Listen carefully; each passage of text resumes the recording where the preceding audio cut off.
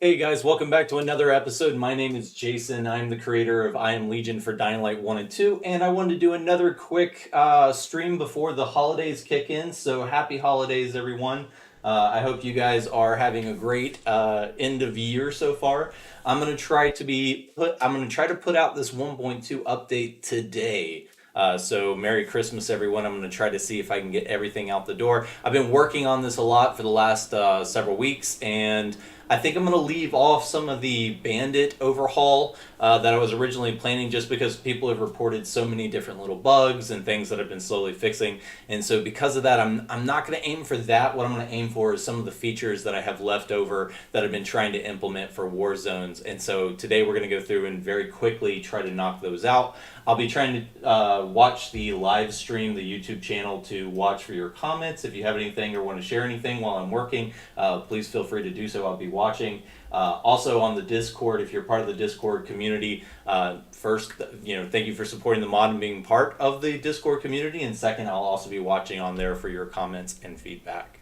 So most of the time, I have the ongoing development share and chat.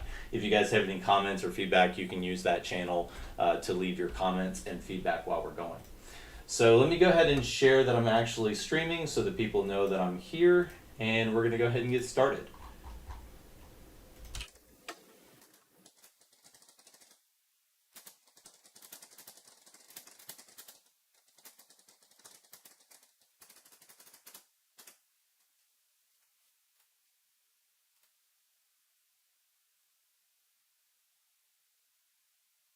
Hey, Mohammed, thank you for joining. I appreciate it. Thank you for the support.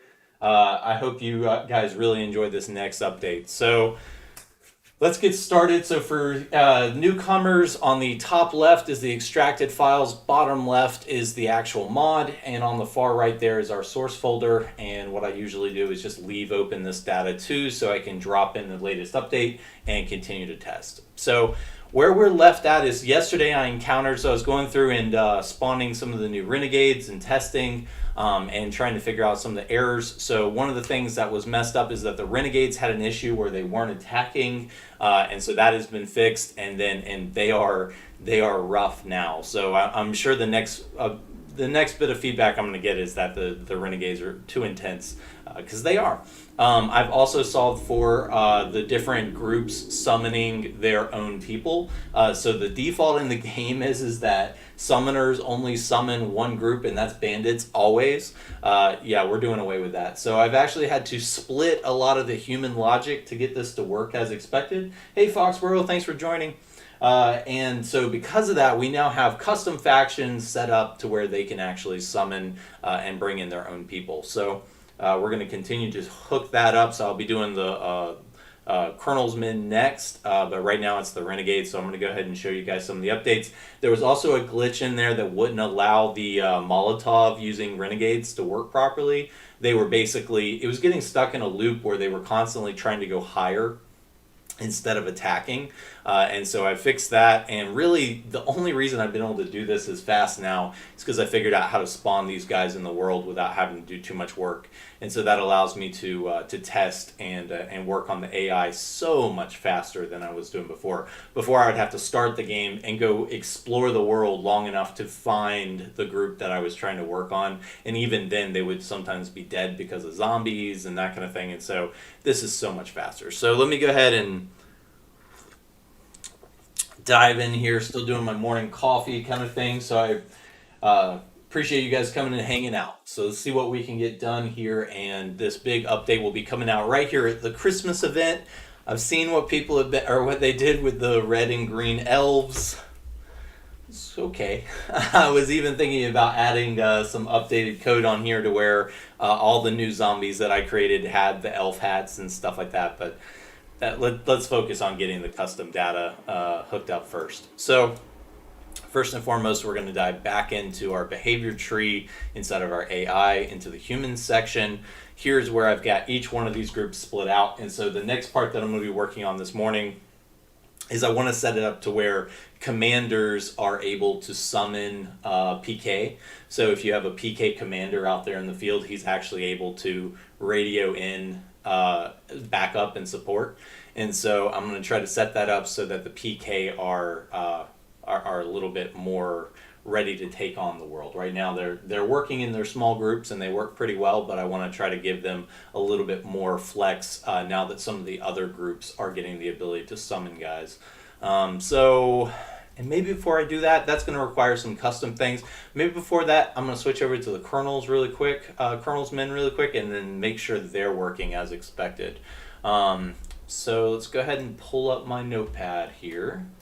As you can see, I've been crawling through a lot more, but we're going to go ahead and essentially just close everything to the right here. There was one more line of code that I didn't get a chance to test from last night, so maybe I'll start the stream by testing that. So let's say close to the right. Essentially, the AI is kind of dumb. In the original game for Molotovs, they literally gave them Molotovs, and the only thing they can do is spit fire, shoot up fire up in the air, and throw Molotovs, and that's as complex as they get. So I've gone in and I've tried to give them weaponry and allow them to actually participate in the battle. But their main goal is to go back, so they stay away from the battle. They more, if anybody gets close to them, they use their weaponry is kind of the idea. And so let's test that out really quick and make sure that's working. And it looks like I did already push that out, so that one file is going to be the new. It's not going to be that one. It's going to be the position renegade, that one. So essentially, pull this up in combat, common, and then it's going to be the renegade grenader. So I actually had to split the logic here. Hey, Servant, welcome. Thank you for joining. I had to split the logic here so that the rest of the world could actually throw things. So that's the reason the rest of the world can throw, is that they made it trait specific so that only the Molotov carrying renegades could throw anything in the game. And so what I did was I actually had to make copies and backups of the original code and split that off as its own custom AI. And then everybody else in the world received the update. So everybody else in the world can now throw and, well, actually throw objects, because there was a difference. There was throwables, which are actually bullet projectiles. So they could throw those, but they couldn't throw anything else. And so this code has now allowed them to throw decoys, meat bait, UV flares, whatever it is. And we're going to try to have the decoys and everything set back up before 1.2 launches, but let's see how today goes. So let's see. So what I've done here is that through this logic, they'll do everything, and then they'll pull out the throwable, throw their Molotov, and then because of the cooldown, the hope here is that they will then pull out their one-handed weapon, and that way, instead of always just spitting fire and doing all the basic stuff that they normally do, hopefully they'll pull out their blade and actually start fighting. So let me go ahead and actually open a secondary window.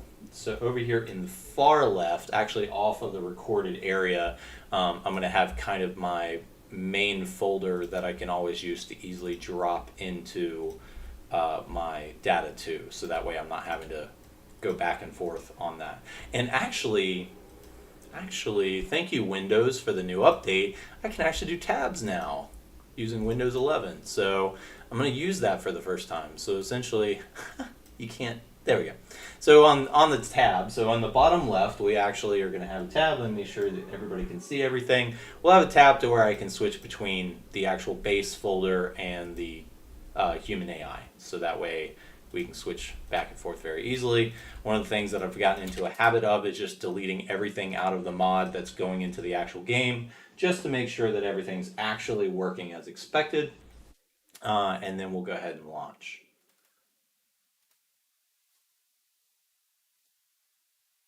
And I was actually noticing, I didn't realize this before, but in Steam you can actually now set custom banners and content. And so I'm going to try here soon to create some media content. So I'm working on some of the documentation, some forward-facing documentation for the users so that you can actually see all the changes that this mod does. I know that's been something that's been needed for a long time, and something that I've been trying to create. Is just with things changing so rapidly with the updates from Techland, I haven't gotten a chance to really do so. So I'm going to go ahead and try to get out some media content, some documentation here in the new year. And so if you guys care about such things, you'll have it.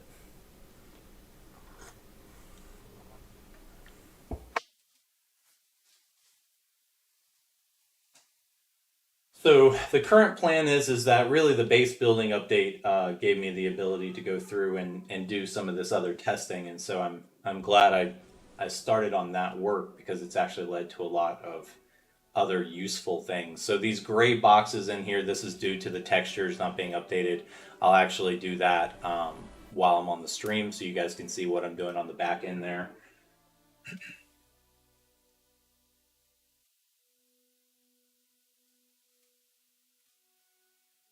And it's actually it's frustrating. I wish I had found I wish I could find another way to do it, but I still have not figured out how to inject textures into the game. And if I could figure out how to do that, it would reduce the size of the mod by about 200 megabytes. The reason that the mod is so large is actually because I'm having to replace the RPack for the main menu. And because of that, it's bloating the project, and so or the mod. And so I do apologize for the larger download sizes, but I have found that so many users were reporting, the mod not working correctly. How do I know which version I'm using? Those kind of things that it really did start to become essential that we add or that I add the versioning there at the start so that people knew what version they were on. And that being said, I'm not currently adding the actual hot fixes to that list, so that's still just the. So now we have the summoner here. When the summoner actually, there's our Molotov boy. Bowmen are working well. So he's done the summon, and so you should see now in the distance, we should actually get more renegades showing up here. Yep, here's a female renegade. And I've got these all set to like random levels, and so basically, as they continue to do it, different groups will spawn. So it will always spawn at least one-handed, but it will also try to spawn the others as well, so you can get a good mix of different characters. But with some of these classes, some of them are playing more defensive roles now, and so they'll actually kind of scatter across the desktops and or not desktops, rooftops, and they'll actually go kind of set up away from the player. And so this is meant to make them not exactly flood the fighting space, but more start to create more of a box where they're trying to box in the player. So the longer you hang out in that environment, they try to like box you into this space. This is going to be a lot of fun, I think, once we start to get more and more factions actually out into the world and they're actually fighting. So that way they'll actually create a battle space rather than all of them just hoarding the player. So you can see here we actually have one up here on the roof waiting for me. And so if we start to go up, which is becoming more and more difficult the longer I'm hanging out in this area, lots of bowmen.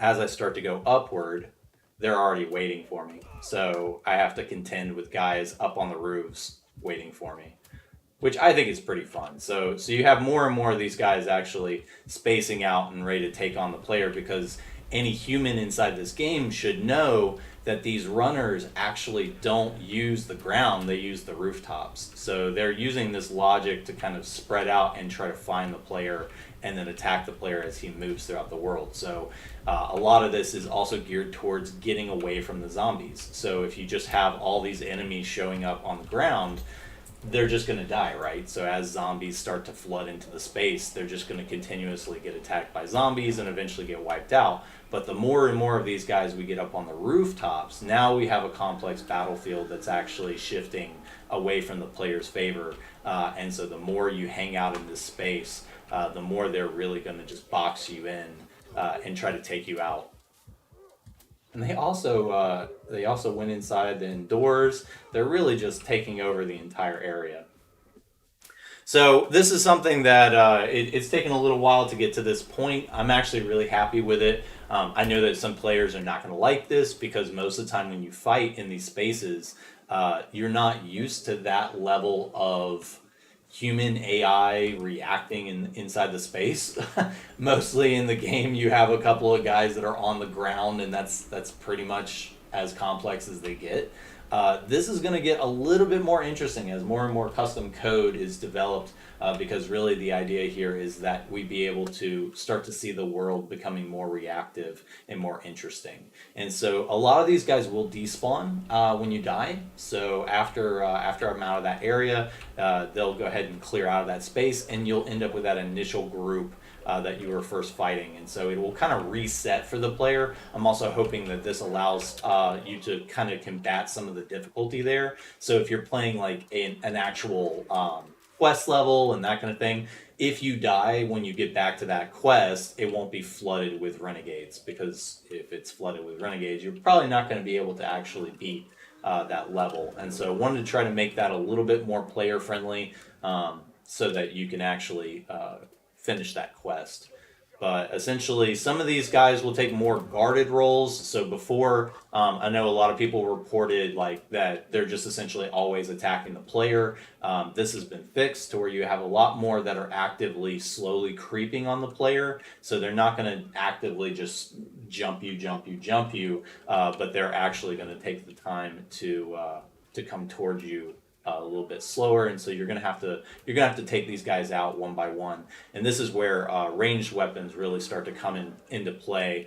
And again, using things like meat bait. So it's probably one of the least used things in the game that I've ever seen, is the meat bait, because you're sitting there like, why would I summon more zombies? Well, in this kind of use case, this is where you would use something like meat bait to come in here and summon more zombies to help you clear the area. And so as as I continue to balance the intelligence of the human AI, that will become more difficult and more challenging. And so you'll have to start to use some of those other tools that you never really use to take them down. They should also start to come after you across the rooftops. So before, really the fight would only happen in one specific area, and then it would kind of cease. Now you can see that these guys are actually going to spend more time chasing you across the rooftops and actually pursuing you. And so this should end up causing a lot more interesting gameplay when you have these summoners and different groups bringing in reinforcements, so that you can't just simply run to the next rooftop and then that's the end of the pursuit. You'll actually have to work a little bit harder to outflank or outmaneuver this human AI. And that's something that I'm specifically trying to tackle, because I feel that the game is set up currently to where it's kind of on a cell basis. So when you're in a specific cell, you kind of have some things to contend with. You leave the cell, and then you really don't have to worry anymore once you've left that cell. This makes the world stick around a little bit more, makes the world more reactive, and makes the world feel a little bit more alive, in my opinion. And that's what I want your guys' feedback on, obviously, is I'm not trying to push an agenda as much as see what the engine is capable of, and then find out from you guys if you hate that, if you like that. Because I'm assuming that the developers at one point envisioned something similar, but then because of budget and because of the engine restrictions or console restrictions or whatever it was, they ended up actually reducing some of this data down to what it is now. And the only reason these are sticking around, so this is actually those persistent prefabs.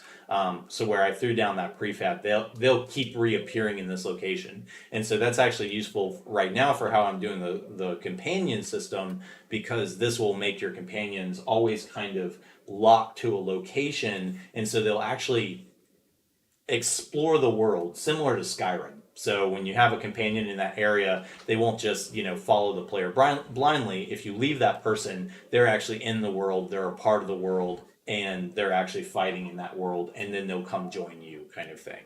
And so it's just kind of a different way to look at the gameplay. And so I'm really excited to hear your guys' feedback and see what you guys think. But here's an example of where they are actually fighting the base. And if we open this door, I'm guessing I can actually get the base to come fight them.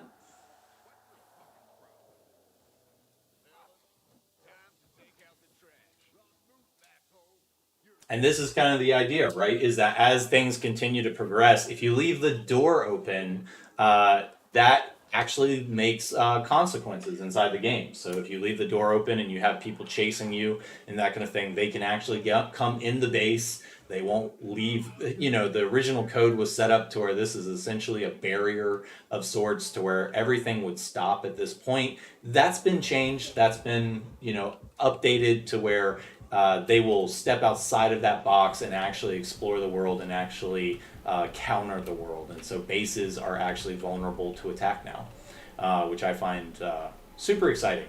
The bases I like as a concept, but I really kind of hated that they weren't very interesting in the long run because they didn't really update. They just kind of stay the same throughout the world unless they trigger certain gameplay events that change those bases. Okay, that's kind of the summary. I'll try. So thanks, Servant, for your comment there. So let's launch into the central loop next time and try it out there. So I'm going to go ahead and switch over. It looked like these guys were working pretty well. Renegades are behaving as expected. They're summoning They're summoning their group, and so let's actually just shift to the Colonel's men. So to do that, basically the first thing I'm going to do is we go to our open world. So the open world script here under presets, logic, human AI, human open world, that's actually where everything is set up for the generic AI that are out in the world. And what we're going to do is I've got my little spawner here that I'm going to just go over to my spawner. And I think for the most part, I don't want to do it because I feel like it's going to break things. Normally I would just do a replace here, but I think I'm going to actually just copy and paste just so that we don't get any bugs in between. But we essentially just go down each one of these, paste this in, and then I did create the concept of a summoner. Let's see if they actually work.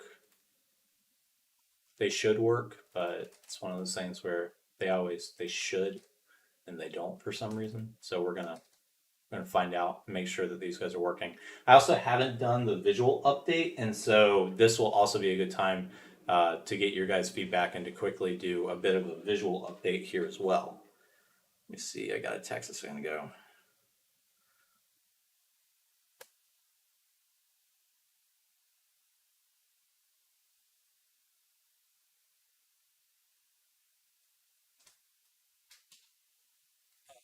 So we've got our spawner updated.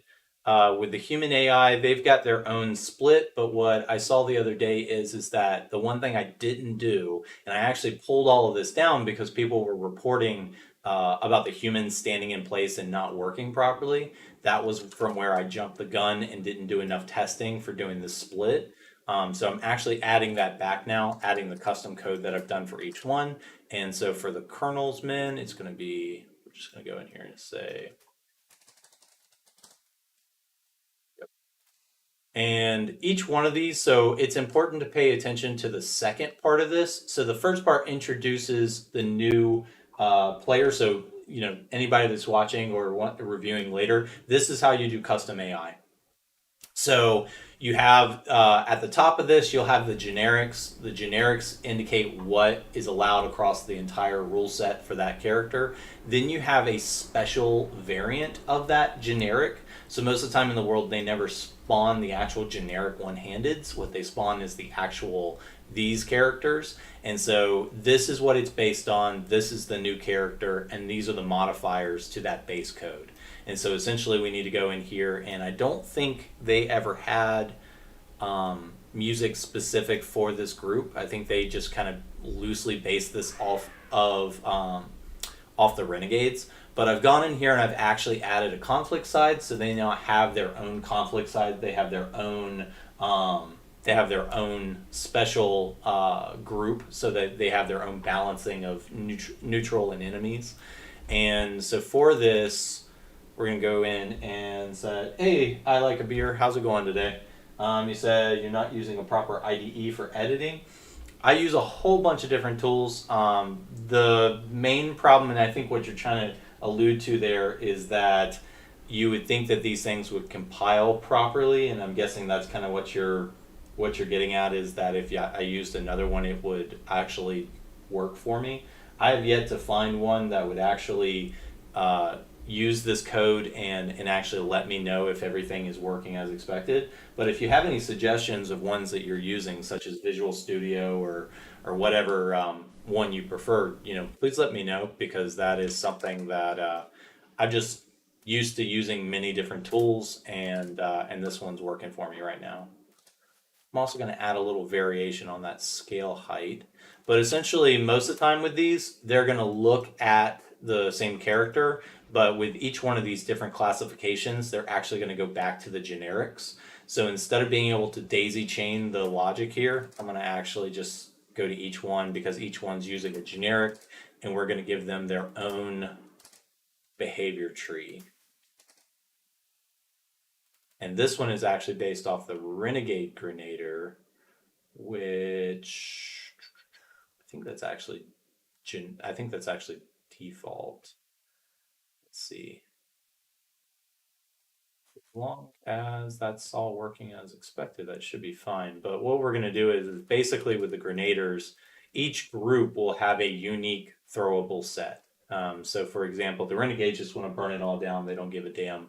But the other classes are not just trying to burn the world down. They're actually trying to do different things. So they'll use things like the decoys, the UV flares, that kind of thing. So that's added. So that should at least get us to a point where we can go find out if this broke anything. So let's go ahead and drop that in.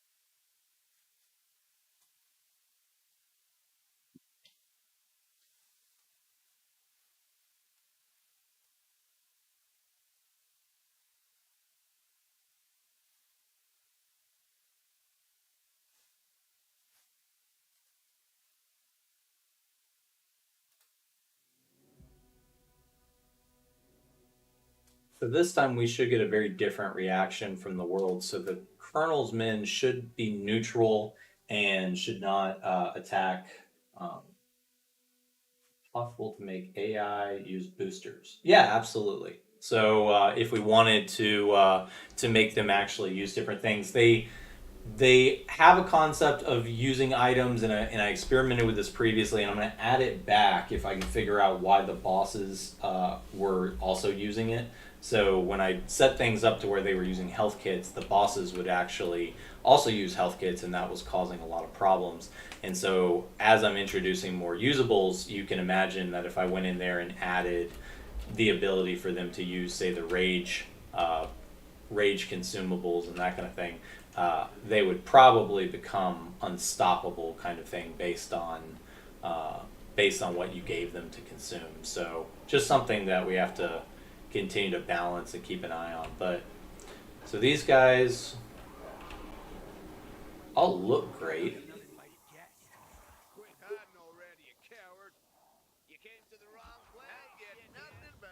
I'm probably going to use a little bit more color on these guys here in the future so that they're a little bit more noticeable. But for the most part, those camo helmets look great.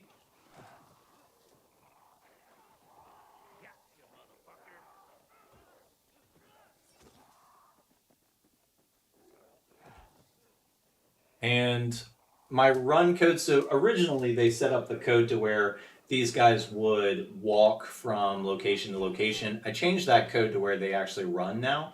And sometimes that looks a little goofy, but to be honest, I actually found it looks a lot worse if you just got a bunch of guys walking, when they should definitely be like, if they're outside of the base, they should probably be actually moving faster, or else the zombies will take them out, kind of thing.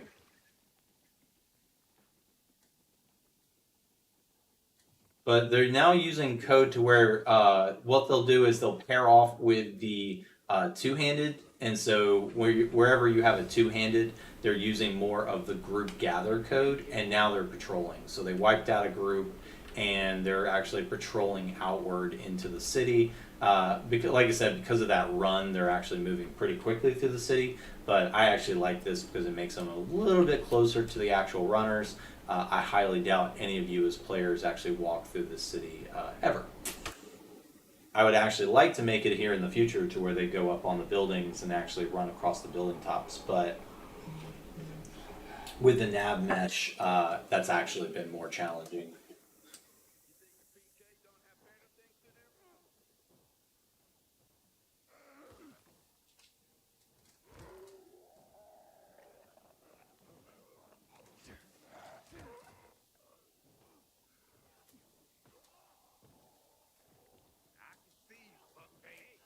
That's a good call, Servant. They can be mainly for the open world. I've got them set up to be both neutral, so their higher attention is the zombies, not each other. Just because I'm trying to update it to where if they attack each other in the world, then they'll switch priorities. But for now, their main focus inside of this space would be the zombies. But to do war zones, I appreciate the feedback. Let's switch that.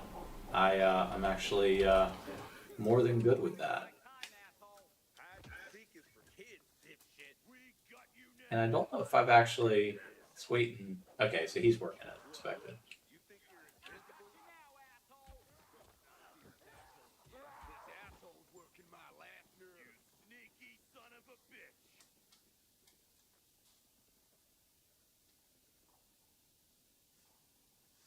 So the one thing that I probably do want to double check here is we have the idea of the summoner, and I'm guessing with that, I'll probably actually make it to where these guys will not summon. Uh, let's see, if we attack this guy.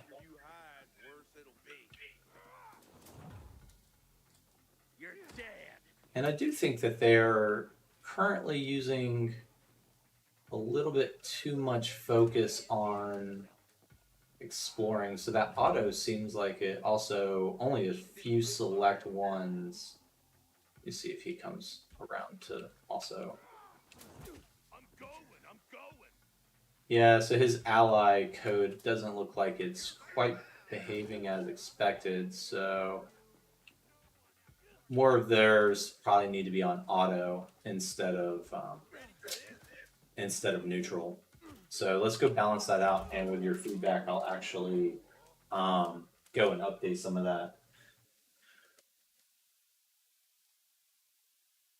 Hey, Gamer Bro, thanks for joining. And gave Zombie the whole arsenal. Makes more sense that they would prioritize humans over zombies unless there's a special. Curious to see how they would do against a volatile group. Yeah, so another thing I've been trying to do now that I have more of this available is actually spawn them at night to see what the groups do at night. But that is something that I'm looking at as well as actually taking all the special infected and moving them to their own classification for the conflict matrix so that when they spot an infected, they'll actually like run away kind of thing and do different actions based on infected versus the zombies. They'll probably fight the zombies a particular way, but none of this is in the game. Like none of that is default. None of that is actually in there, and so it all has to be written. But those are things that we could easily do. For example, it might not actually be too difficult to go ahead and do some of that now. So let's go ahead and throw in these groups, make sure we're updating as we go here. And then for the conflicts matrix, let's go ahead and update that. Let's go to the kernel's men. Let's see. So for the kernel, so this will actually be auto, I think.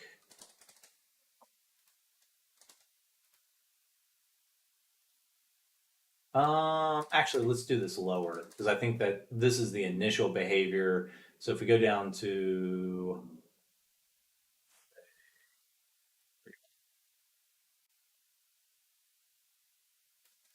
oh no, hang on, make sure this didn't get wiped out somehow. That could explain some of it.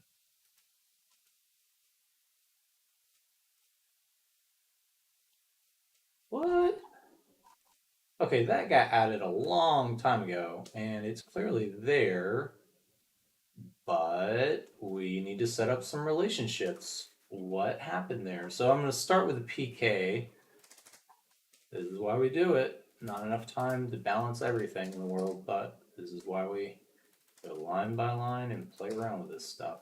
Okay, so player is set to auto. That's why that wasn't working correctly. Companion auto, zombie auto, PK enemy, scavenger is neutral, bandit is enemy, bandit enemy, survivors. Anybody have any thoughts here if you would like the colonel's men to attack the survivors or not? I'm guessing neutral, but anybody have any feelings?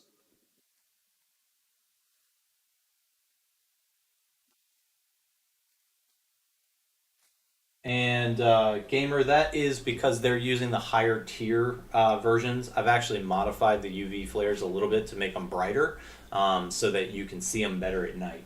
So that it's also meant to illuminate because they're not actually using flashlights right now.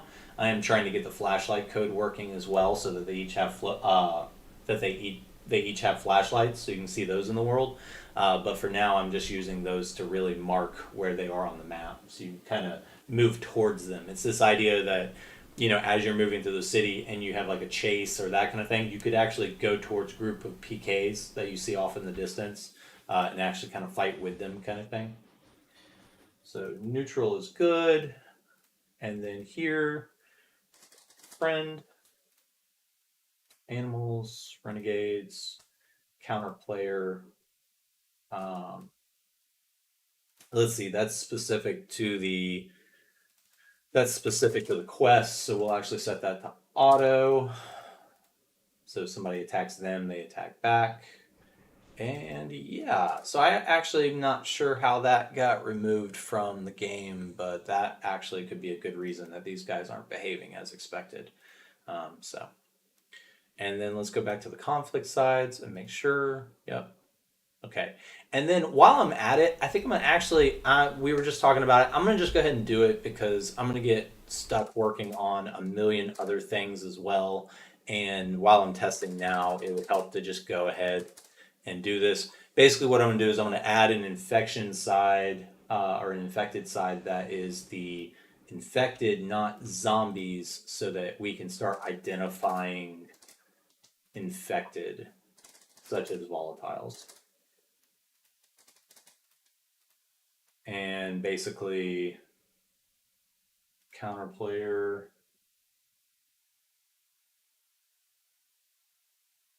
Hey, I think it's Z Thrasher, Transer. Sorry if I butchered that name. I appreciate the support. Thanks for dropping by. Appreciate it. Look forward to getting your feedback with the new updates. So the zombies are gonna have a new friend in the world called the infected. And then I need to go into each one of these and set these up as enemies for everything else. Hey, Veer, how's it going today?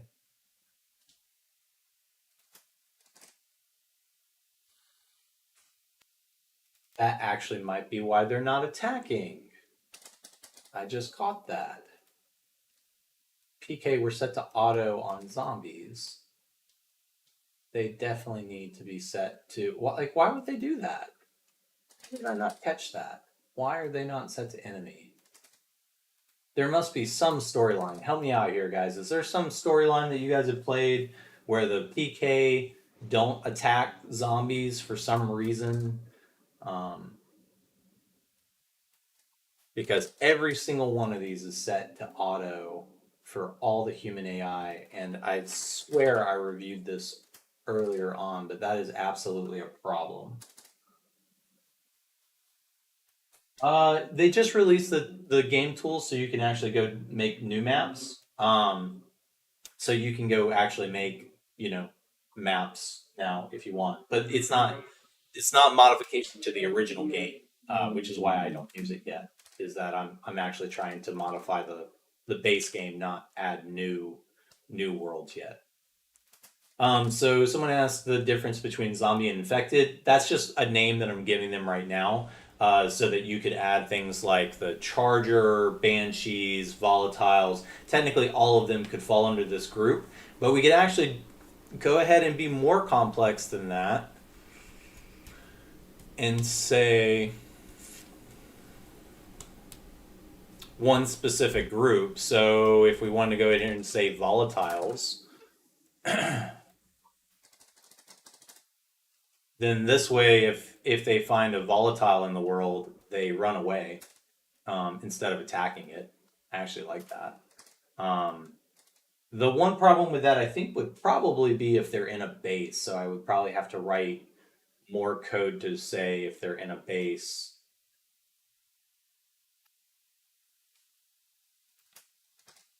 And again, I don't know why all of these are set to auto, but we're going to update these as we go.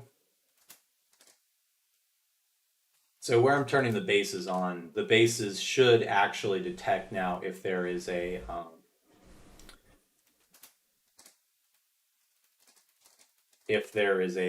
volatile that comes in the base, they'll actually attack it with UV flares or try to fight it off. And if I change this code to run away, then if they get into bases, they could still run away.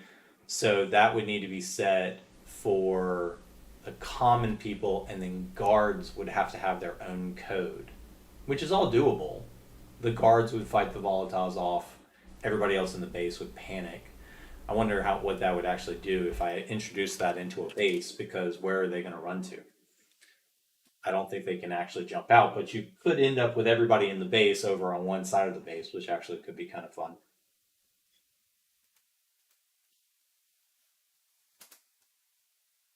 Yeah, so the base game, they don't seek out zombies. So basically, everybody in the game basically ignores zombies, and that's actually why you so many people have reported that they just hyper focus the player. That's the reason.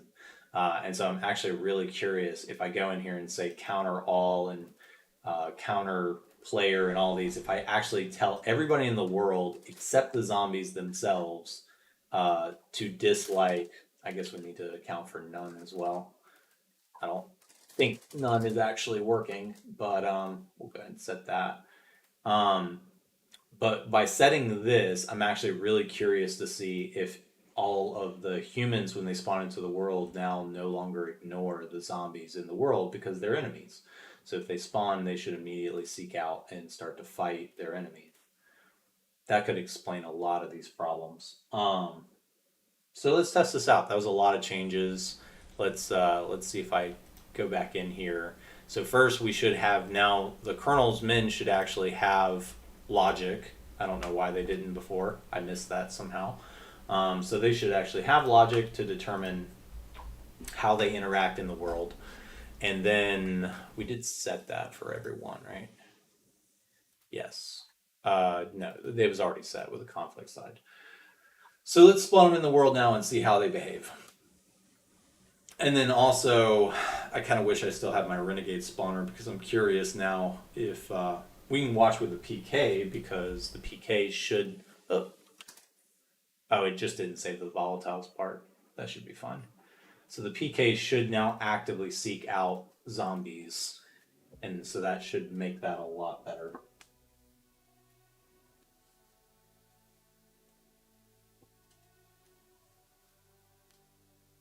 Hey Andrew, thanks for subscribing. I appreciate it. For the ballistic weapons, they're still coming. I mean, the last time, and I was telling somebody this on another stream, if they follow the same model that they did with the first game, which it looks like they are, it's moving towards 2.0. So we've got 1.8.1 now, or I guess 8.2 now.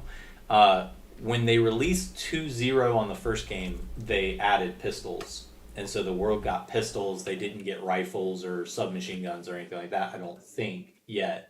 But it got pistols. And so based on that, um, I'm guessing it will probably be the same. So as soon as 2.0 releases, they'll add in the concept of pistols. I myself have tried to work with that to make it. I'm gonna fix that green on his hat. I definitely don't like that.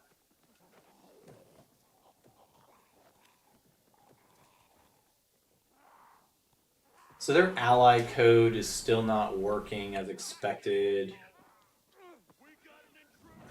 What if we go in here and we do this?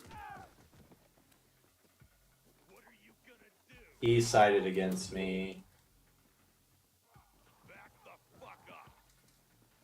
They're just kind of taunting and intimidating if I do this.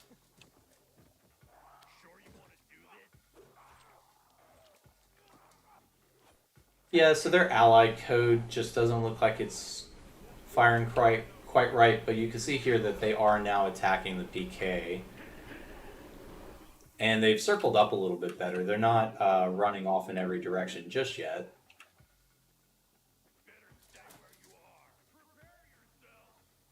And I am working on turning off the throwing weapons for 1.2. Those are still going to need some serious rebalancing before that actually works as expected. Now, when they do that, we should actually get some bandits showing up. Let's see if we have bandits. Yeah. And I got to find, for some reason right now, the bandits are getting this plague on death, and I'm actually not sure why that is. They actually shouldn't be receiving that. That should be the plague bandits only, or the plague renegade at this point. I've also updated, from the last update, I've updated the PK to where their color is a little bit more centralized, to where it's not quite as intense as it was before. Previously, I had a lot of blue added to them. Now they'll have a little less of that. Looks like the PK are also set to auto when it comes to the Colonel's men, so maybe I didn't update them all the way. So let's drop this back down. We're already at PK, so let's go in here and say, yeah, so that's why. So these guys need to actually be set to enemy. And also with each one of these may be an issue here. Let's go up to let's go down to the kernel really quick. More of these probably need to be set to auto. PK enemy, scavenger, neutral, friend. No, those look fine. So I think it's really just the way they're doing the ally code is that for some reason they're not, and that used to be working really well. They used to detect if an ally was in danger. You can see here I've got quite a few of these now. Let's close out some of these.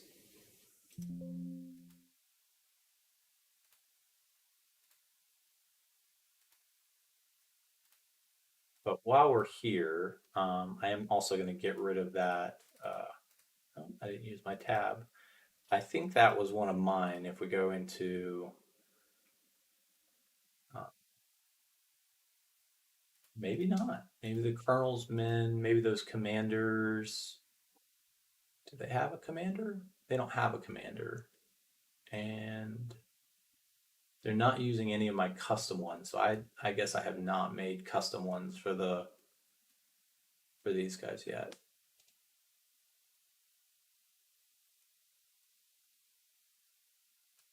And also I see some down here that are also part of the spawnable class that I didn't add to the prefab. So let me actually go in here and add these guys as well. So we can test that, make sure those guys are working.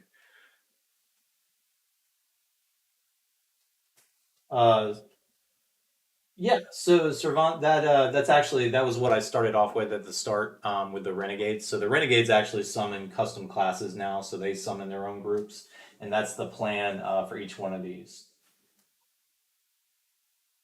Gamer Bro, you asked a question about playing with hard difficulties. So essentially, the idea is that to make space for every other mod on the Nexus, I'm not replacing the player variables.scr.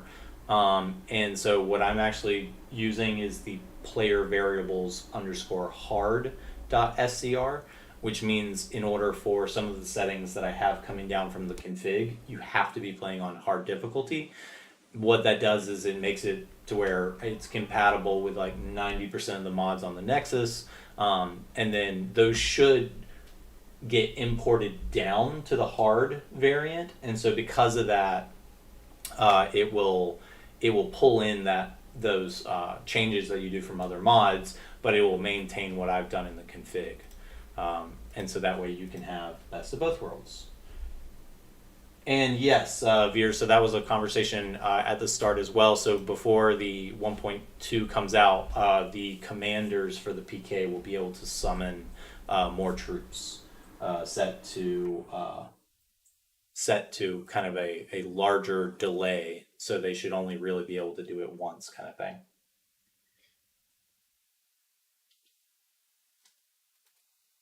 So let me see here. So I need to think ahead really quickly here. So I was in Sublime. I'm gonna kind of take a second here, guys, to think. So it's an ally.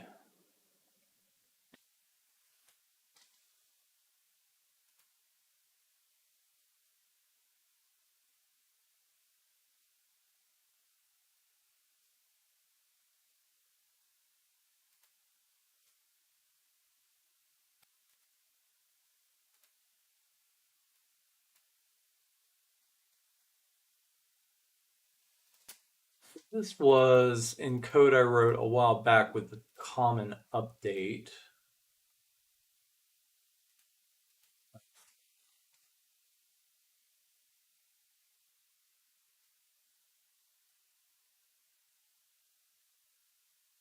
I guess I pulled it back out due to a bug, but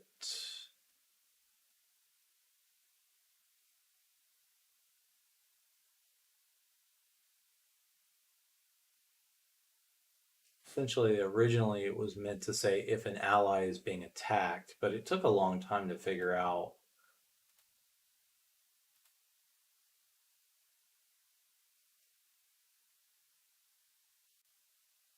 how to do that. And so I might have to come back to that one.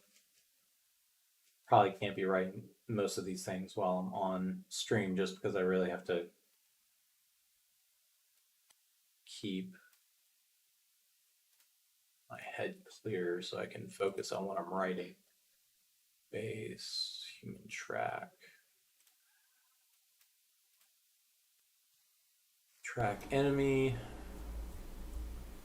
Track potentially ignored enemy target. Line of sight. Track. Look. Aim. False. Track player or neutral allies. Track ally. It's not pass. Track ally.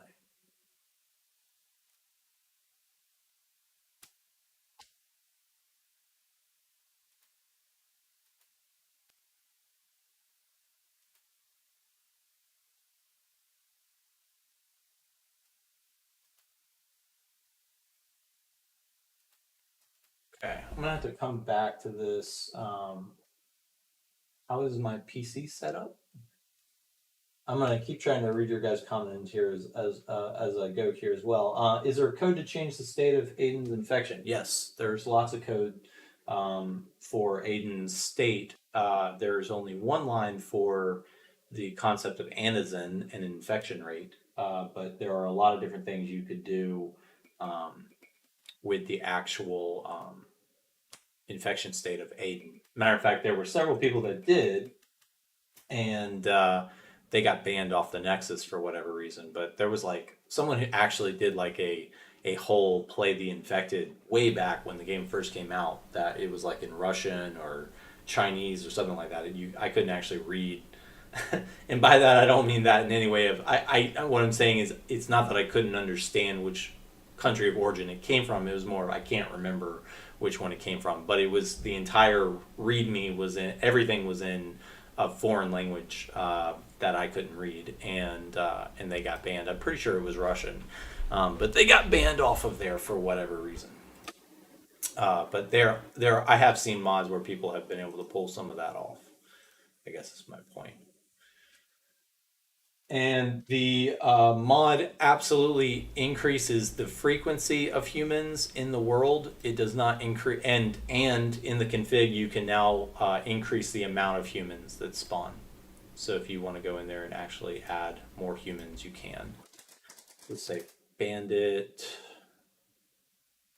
My guess is that someone is using the plague bearer. We have a generic plague bearer, which I'm not actually sure why they called them generics, but they actually end up in the game more than they should. Because it's like they were almost kind of it's like they were a test, like a test group for a long period of time, and then someone was like, let's activate these guys. Um,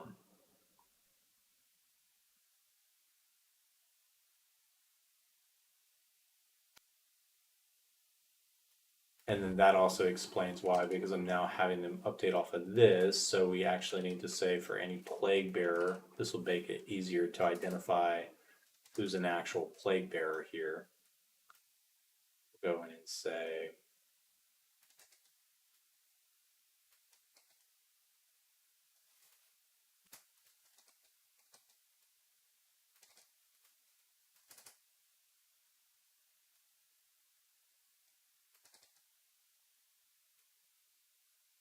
so this actually should show whether or not the bandit group, if it's somehow spawning a plague bearer by accident, this will help show whether or not that's happening, because I'm actually not entirely sure how they're attaching that on death.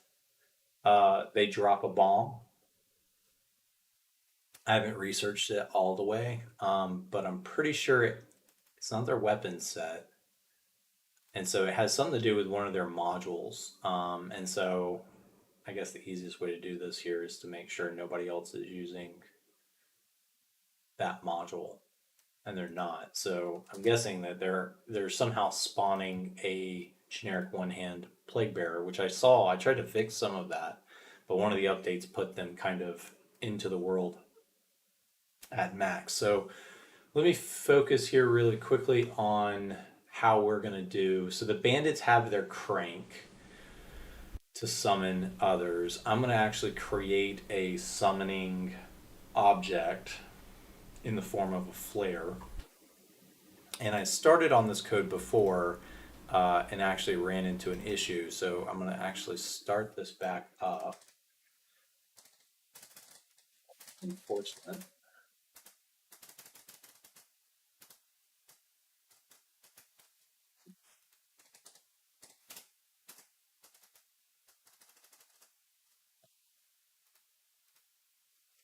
All right.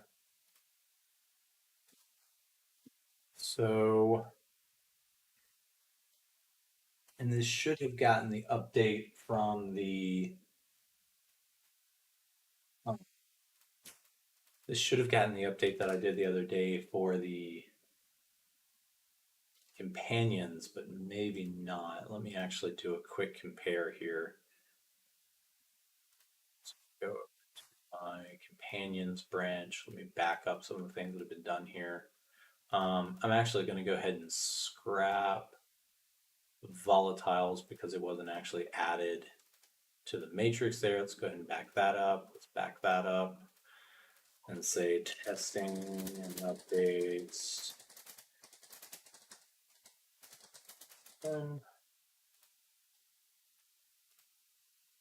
And then for these, let's go ahead and stash these.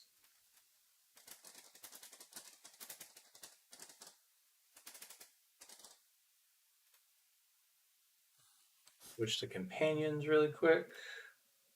Reload it.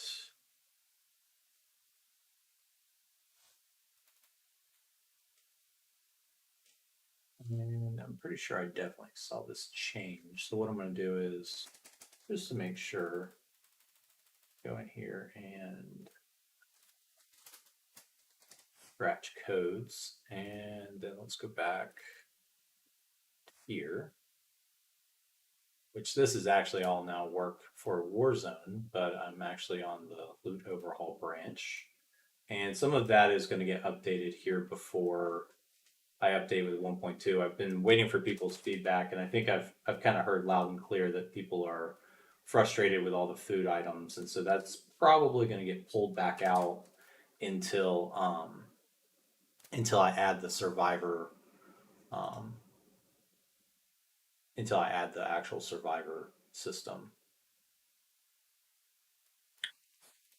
Guard, guard, and I think it's probably because I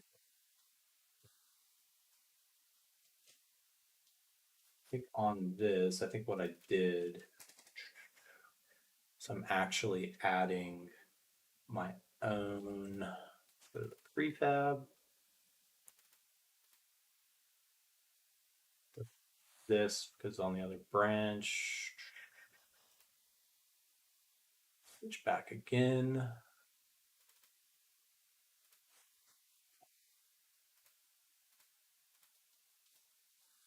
Do this, pull this out of this branch and switch back. So many different things going. Let's see. Spawn reinforcements. And what we're going to do is get rid of the actual, keep these, get rid of these. That.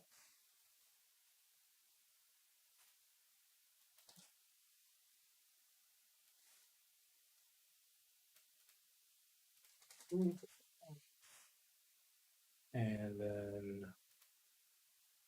still spawn this prefab. Let's go back to scripts, inventory, inventory gen, reload, and let's actually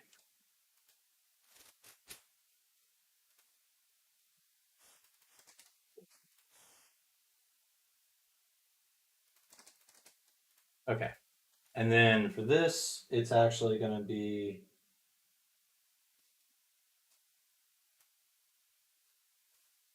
I'm going to take a second and actually just read through all your guys' comments because no, so the issue with the crank arm is that there's only one visual of the crank arm. There's no way to change the color of it. There's no way to change the sound of it. And so you're going to end up with two factions joining together, cranking their little cranks, and so everybody on the map is going to be using a single object to summon each other. I actually want to try to take the flare that when you see somebody that's calling for help or whatever, you see that flare go up in the sky. I'm actually trying to create a custom flare that goes up that's the color of the faction or whatever, so that way you can just have a flare pop off and then people come running, kind of thing.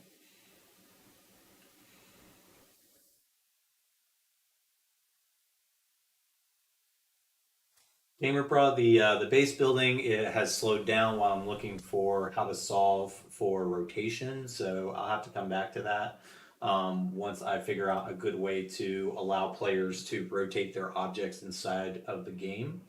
I've also not released most of that because it is actually permanent. And so when you actually spawn these objects for your base, they stick. And so you can actually currently wall yourself off or mess up your. You can actually accidentally wall off a doorway or whatever. And then I'm writing a lot of code that allows you to go and destroy that object if you don't like it there. And so I'm having to go object by object and do that. And so it's taking more time on top of the rotation because it's using like a set rotation. And so you throw down something and it's all at the exact same rotation. They don't have the idea of dynamic rotation in the game that I've found. And so I'm still trying to figure out how to do that.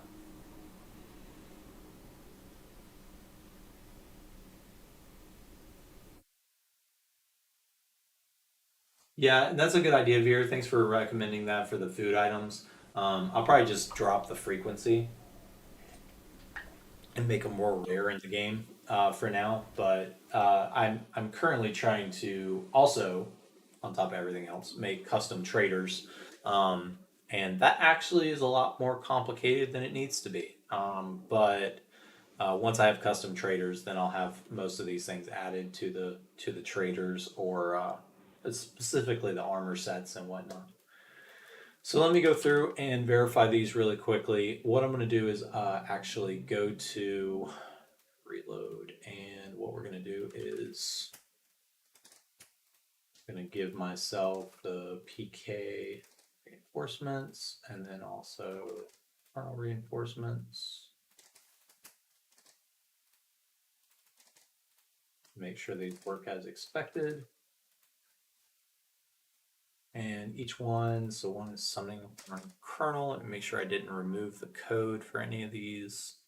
They should just all be sitting here waiting to be turned on.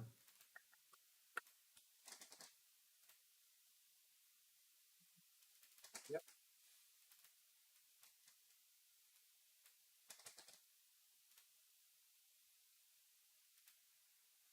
That should probably go to 0. That will also put to 0.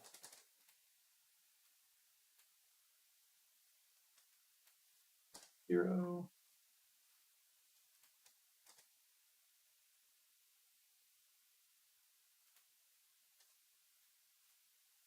Same thing with this. We'll make it to where even though it does get summoned or it does get thrown, there's a chance you get variety every time. I'm also not forcing the player to be the target, which that could also be something else that I could play with in the future. But it basically makes them incredibly stupid because they don't actually interact with the world. They just kind of hyper focus the player. And they were using that code for the infected virals. And so it's not very good code to utilize. Let me make sure these have icons that I can tell apart. Nope. So let's go in here and say folder.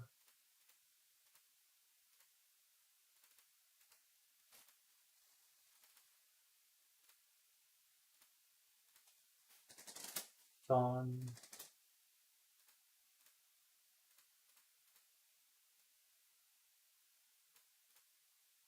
Search and slow today. Maybe it's because I tried to find something on top of it. Did I like stop the search? I think I did. Find the files.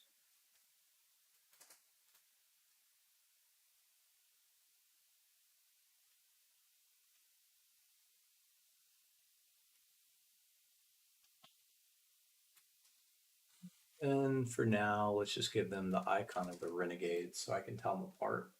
And I'll come back to that. Okay. So then go back to here, drop in this file.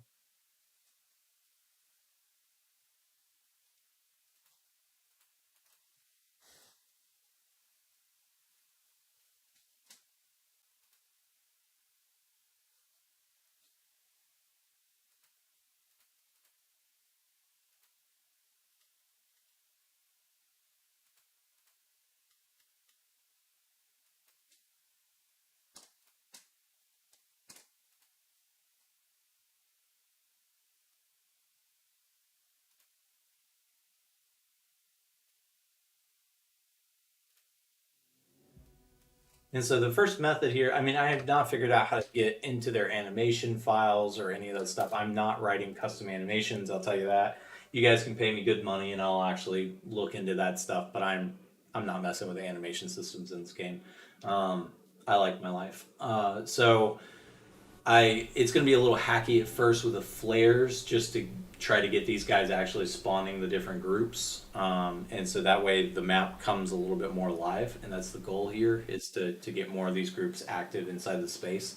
But I realized that, for example, with that crank arm, there's probably more, and so my initial approach is that I'm going to try to make it to where they use actual radios and radio in, but I have to look at how to go in there and basically tell them to play specific animations and all that good stuff when they do it. It's going to take more time. And so I do want to try to get this concept out there first so people can give feedback. And then once people start to get feedback, you know, for example, if I put this out there and then I get 90% of everybody asking for this as an optional, then, you know, I might have to pull back on some of it. And I don't want to I don't want to have written more for this. Wait a second. Oh, because I stashed it. Come on. Lame. If we sleep here. See if it'll save so I don't have to run all the way back in here. I usually like testing in a more open area, but I found that with the PK base here, it actually really helps to do all this in front of the base to see and make sure the base is behaving as expected. So let's just go ahead and say quit, and that should save. It lies to me all the time. It says it saves, but it doesn't actually save. Let's see if it actually saves. Fill that. So the problem is that I forgot to take the stash that I did and reapply it.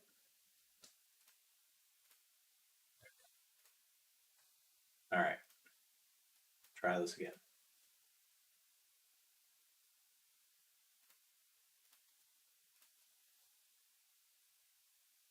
And so the goal here is that I'll probably release this after this video. Whatever I make at this point will probably just get released.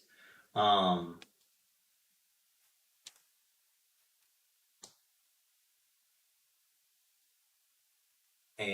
so that way you guys can start enjoying it over the holiday, because I'm getting ready to peace out for the next couple of days, and so this will allow you guys to enjoy the mod, give feedback, and that kind of thing before I get back.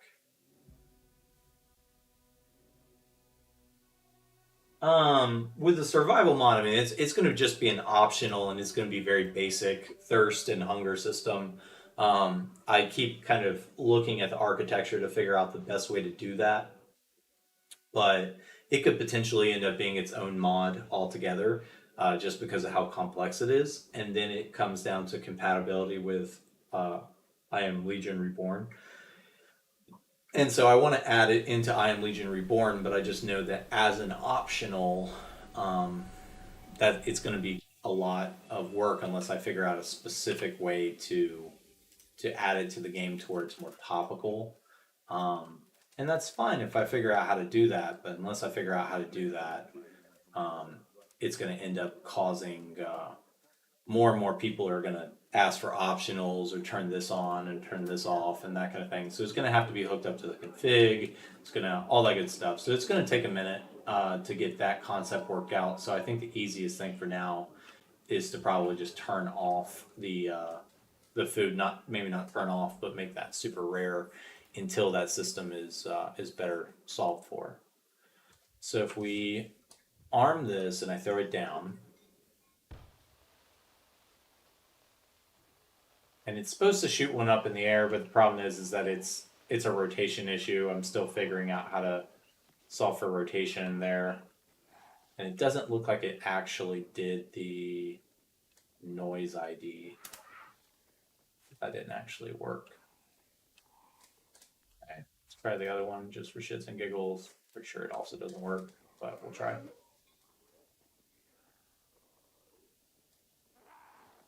The space thing, they're too close to it.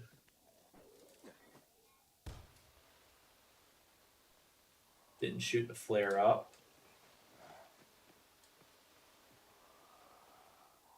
And no noise ID.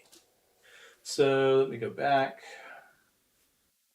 Okay, so when we say reinforcement PK, prefab, flare. 1 second, I'm gonna pause or mute the audio really quick. 1 second, I'll be right back.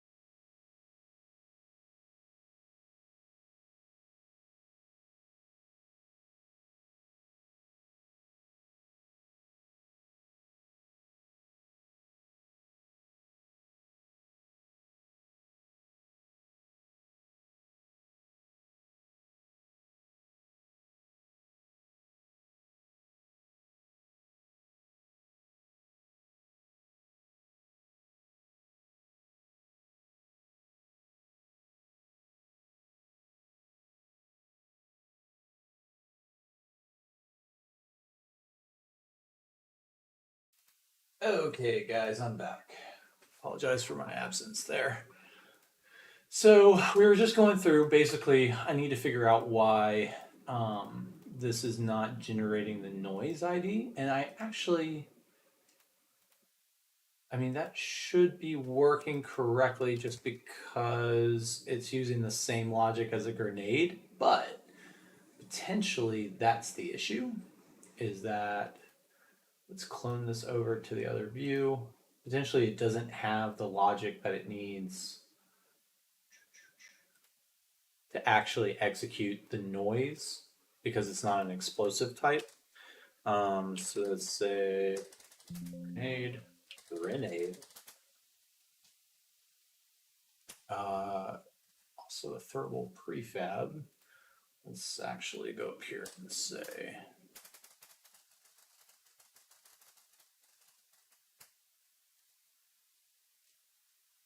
and then so we have I don't even know if that's the best one to look at here. Decoy. Oh, is it missing a noise type? That's what it is. It's missing a noise type. Oh, yeah, for each one. That would probably do it. And then if we look at the noise types really quick.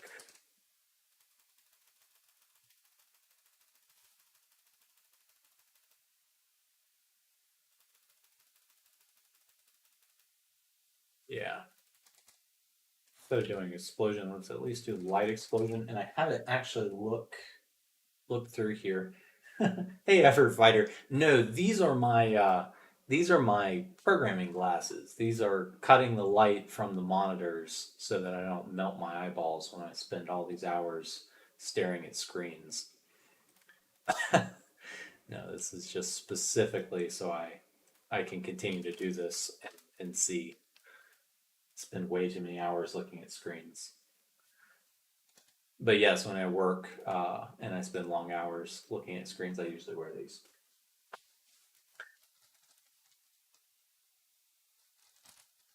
I didn't have to as much before, but yeah, they're blue light glasses. Exactly. I'm assuming that you also wear those or know about those.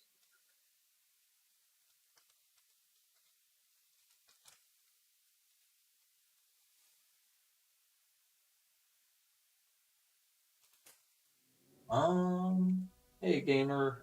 So hardest part to program is definitely the AI, for sure. The base AI inside the game, if you go back to vanilla and you just go anywhere to like watchtower or anywhere where the human AI are and the zombies, and you will immediately see that the zombies are down the road and they'll have like a max distance that they can travel, and so very rarely will they ever get close enough to a PK to like actually fight it at during the daytime at least. And maybe that's just from my lack of playing as much on the vanilla side, but it started to feel more and more like the AI was never meant to actually interact with the zombies unless it was all scripted. It didn't feel like the AI was actually like thinking or trying to solve anything or go patrol or really do a lot of things. Now, I haven't played the later versions of vanilla, but I know that's how I felt um, when I first did it or when I first started playing the game, and so I don't know how that's changed over time. But now I still don't see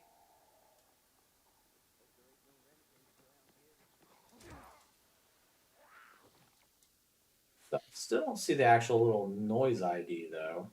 Up there, the flare worked for half a second. It's still going in the wrong direction. um, so that's still not working. I think that they basically just set things up to where the world worked at a base level so that they could market and sell the game, and then they were going to do a lot of things later. I think. Um, and I think a majority of the code for the game is going to continue to get better with time. But yes, I don't think that the world at a base level was meant to do anything like what the mod is doing. Um, and so the AI and actually balancing and getting these behaviors to work as expected have definitely been the most challenging because even them finding these guys and attacking them like this in the vanilla game, they just kind of stare at them and that kind of thing. I mean, it's just it's been a lot of steps to get them to this point, and they still do weird things. You know, there's still weird behaviors there that it's hard to account for that people will report and talk about, and so because of that, it will cause me to have to go try to find those very specific use cases that people are finding while they play through. But it's been good so far. I think my favorite was probably trying to get them to climb and to go upwards.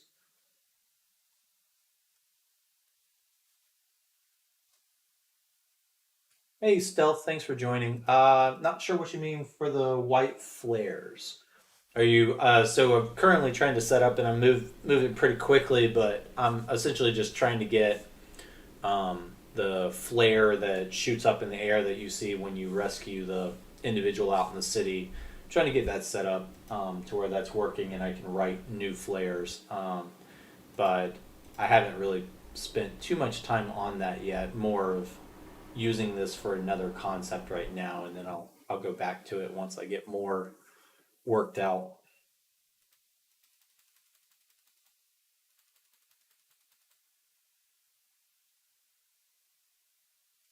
With this, there's got to be something. I guess a better place to start is instead of doing the custom audio first, let's do the decoy. So let's just give it this noise type none really quick and see if it will do this. And if it'll do that, then we can go in here and update it. Yeah, because everything else looks normal there. Through here really quick. So this is type decoy.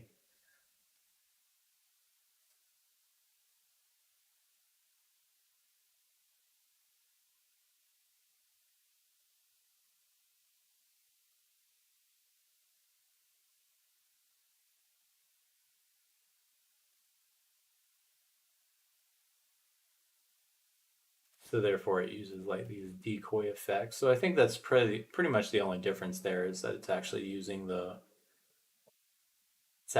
these decoy effects and everything. So let's say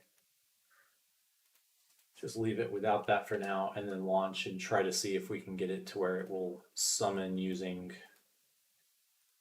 that part of it. Now I don't think any of the other prefabs in the game besides grenades actually, let's see, explosive grenade. So it's item type grenade. And I'm pretty sure when it uses grenade, it actually the biggest thing is that it needs the explosion effects, explosion sounds, all that good stuff. And so I'd prefer not to use those. I would prefer to upgrade a type throwable prefab, but we'll see.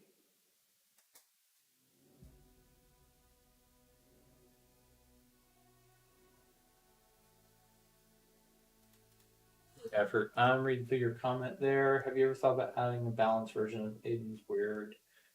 Yeah, see, I haven't really gotten into the specific stuff that's really down to that level yet because people have their preferences, and so because of that, I haven't really tried to go into that level yet to figure that to do those types of programming. I'd be happy to like continue to improve and fix things, but it's one of those things where I haven't tried to go into that level yet with the game, just because there's so many other things in the world itself that could use work, um, and so I haven't gone after one specific thing like that yet.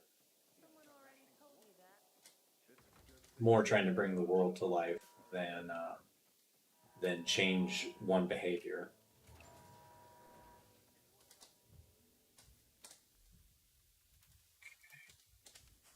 And at least it doesn't give the noise ID, but maybe there's a chance that there's.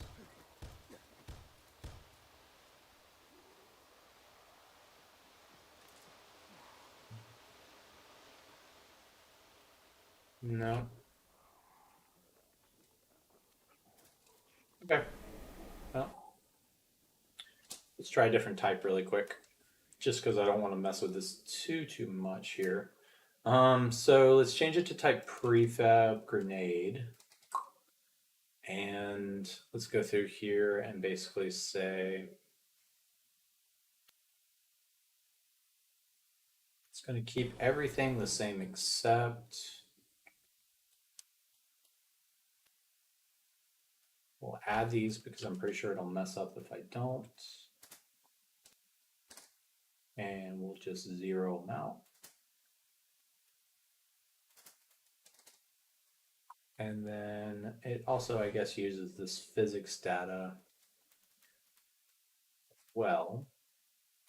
And I don't know if it's going to cause it to have issues if I don't add that. So for now, we'll just go in and add this and then we'll just zero it out. It's already got the throw impulse. Yep. Damage duration is the only thing it's missing. I think stats type. Now with the stats type, I'm pretty sure it doesn't need that. Let's see if those are already in here. We'll give it that just for now. Split delay is in here. And then let's go ahead and just give it these for now. So that way it will, and then arc type. I don't think it has an arc.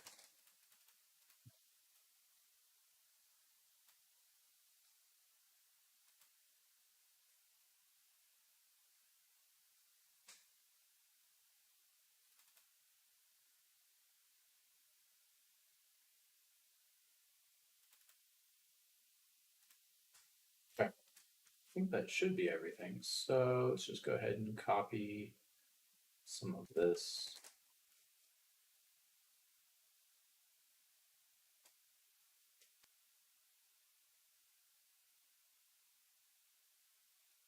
Throw impulse in there, it is. Like that. Take a second while this is launching to catch up on your guys' comments.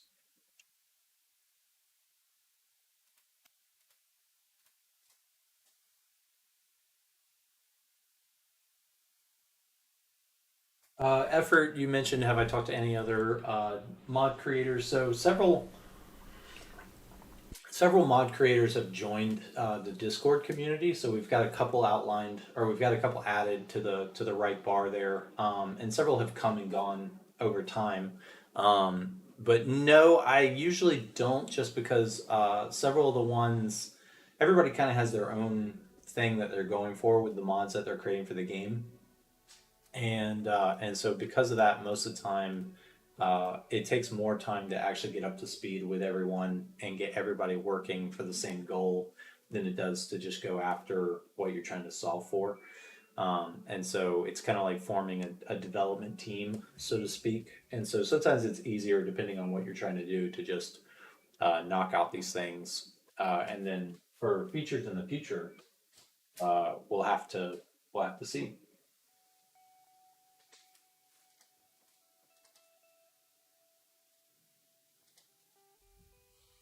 The other one.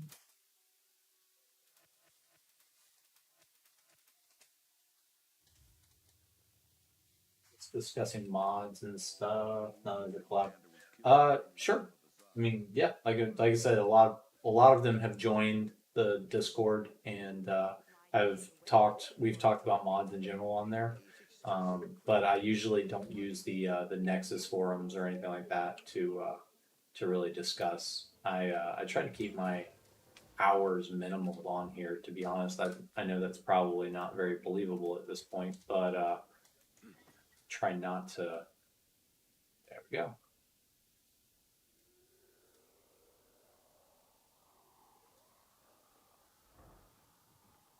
So it summoned this guy because it was set. Oh, because it's set to explosive. But did we actually get the? Oh, and it actually, yeah. So it calls an actual thing, but I don't have the reinforcement ID anymore. That's why. Okay, so it worked. So we've got these working. All we need to do is go in here, and these are actually set up as decoys. Oh, that's why. So that one set as grenade explosion. So good stuff. So we know this one works. I'm going to go ahead and change it back to support the custom noise ID. This one was going to be kernel. Okay. And then again, sorry, give me 1 second. I'll get caught up on everybody's feedback here while this is launching.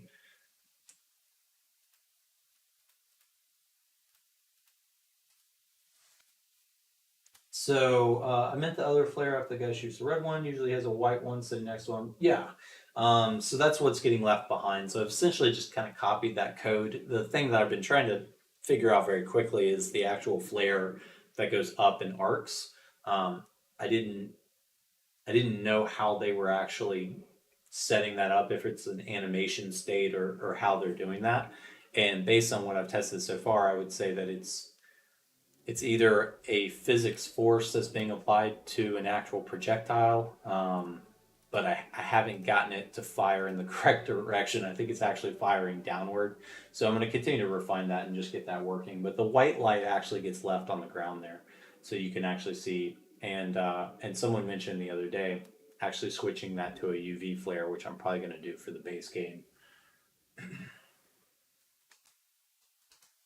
Oh, okay, that makes sense. Yeah, so exactly like you're mentioning their stealth. So I haven't got a chance to actually implement it in the game yet.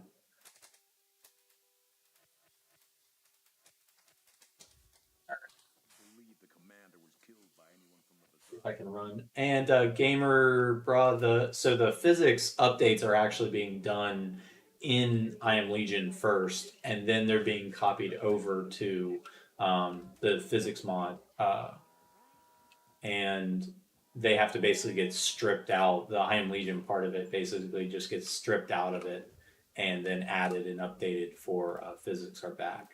So all of that is present in the game itself. So that got rid of it. Let's see. What if we go to Renegade? No, that one worked. Okay, so there's a difference between the two.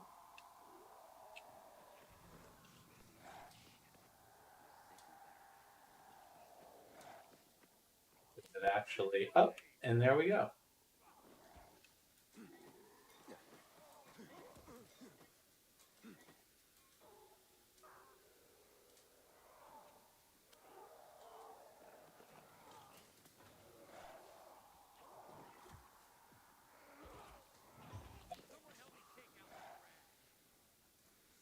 Looks like they're all getting summoned from this one direction here. Might be further away, but yeah.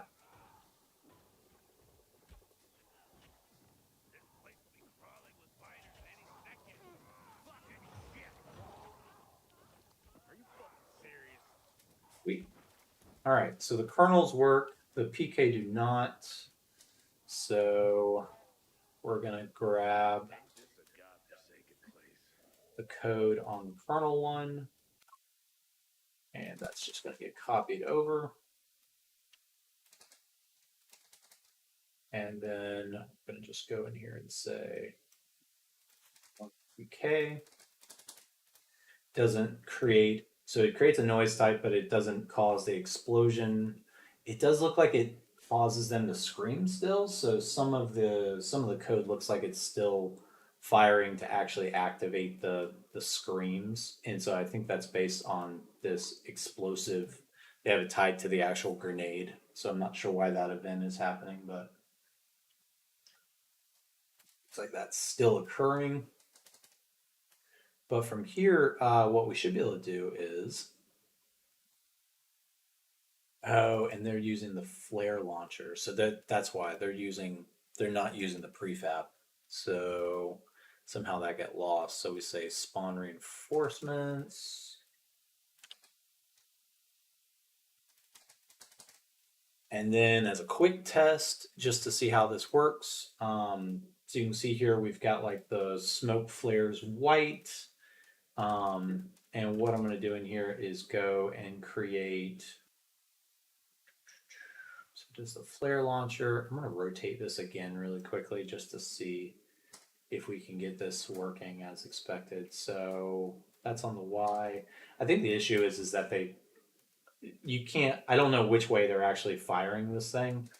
So you would assume that if you place it on the ground, it's already programmed to fire straight up, but for whatever reason, it didn't. So I'm actually going to set it back to 0, 0 and start that journey all over again because I haven't been able to get it to work yet. So let's just go ahead and zero that out and see if we can figure out where that goes. For the smoke flare white, what I'm going to do here is search here, and we'll grab the exposed part of it for the exposed files here. And then let's do the emitter. And then under here, they've got the different ones. So this is going to be smoke flare white. And then they've got an actual GPU FX on here. So if we go in here and just search smoke flare white, that should actually bring up this actual one. If we go into here, let's see if they have the concept of color, which they should. Yeah. And what I'll do is I'll probably want to find, if we go under GPU X, effects, burning, smoking flare. Let's actually see if they have any different colored ones here. So they have like a black flare and then they have a white flare. So you can literally compare these two files. There's our actual gradient. Oh no, so I actually don't want my save game. I don't actually want it to save. So the reason I crash it out is because where I'm testing, the more and more that I save, the more and more messed up my save game actually gets. So I usually crash it out so I don't have to do that. So looks like they're changing quite a few files here actually, but I'm guessing these first two. No, it pretty much repeats and carries throughout. That's fun. So what I need to probably do is say gradient diffuse and figure out. So well, if white is 111, then we say color HTML color codes.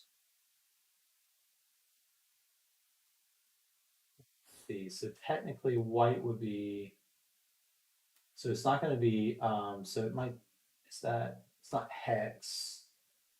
So it's not hex color. Does anybody else remember the range that would be using? So if it's going to be, if 111 is white, what is the name of that? Because it's not HTML, it's not CSS. It's going to be color white one.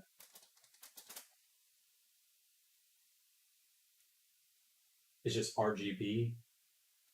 color, say RGB.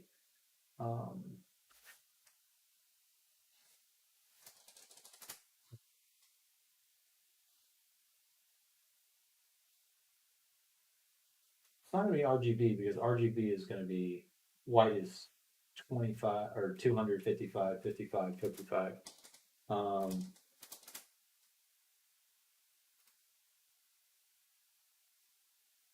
Okay, so you guys can see what the heck I'm talking about.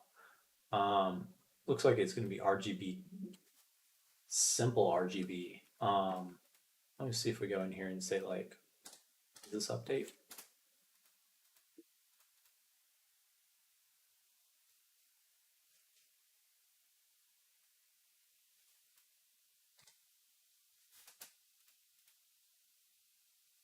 How do you update it?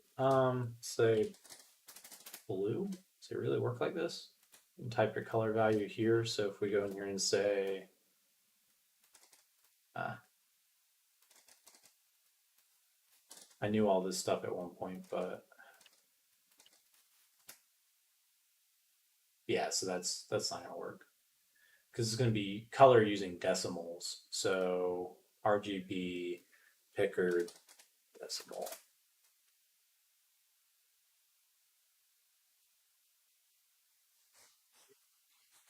Thing that rapid tables, because I know all my actual Photoshop and everything else isn't going to have this either.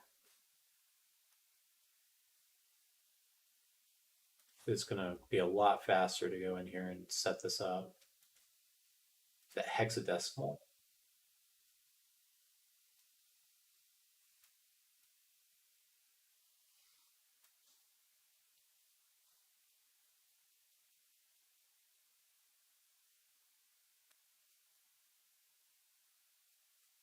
No, I don't know what type of conversion they're using there to set that up. But there's some decimal points. Oh, that actually might work. That being said, yeah, so 111 is white. Yep. Okay, so there we go. So this should work. All right, and let's go ahead and just pin that up top. So I can come back to that in the future. And let's go in here and say like for the kernels men, we want to give them something like maybe a little bit more olive drab. Or it's going to need to be brighter because it's an actual flare. Let's just see what we get here. So I'm going to go in and create new ones.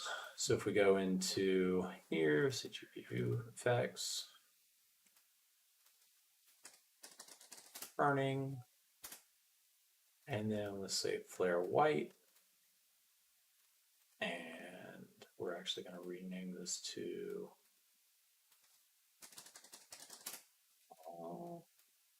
and let's see if we could do a simple replacement.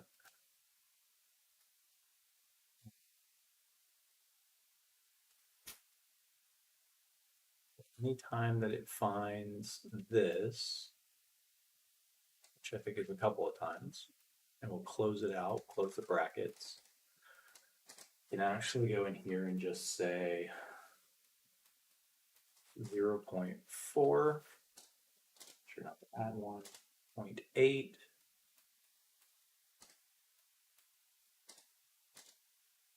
.6. And then we select this, say end selection, say replace all. That did that 8 times.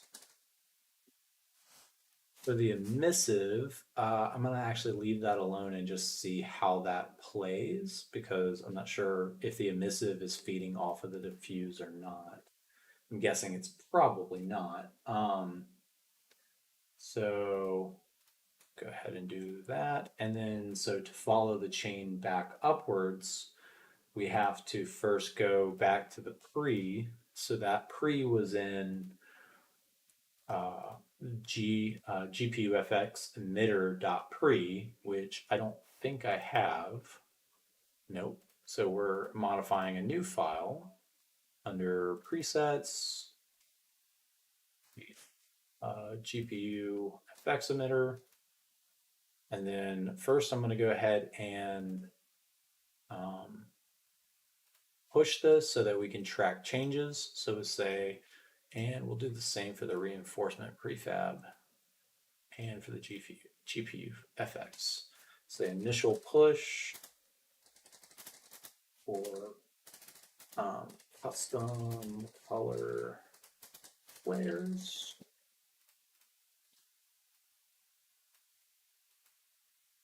Once we do that push, we can now go in here and modify and see our changes.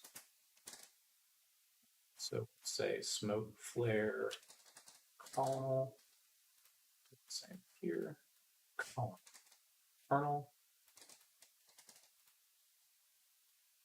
and that should point. So then when we do our,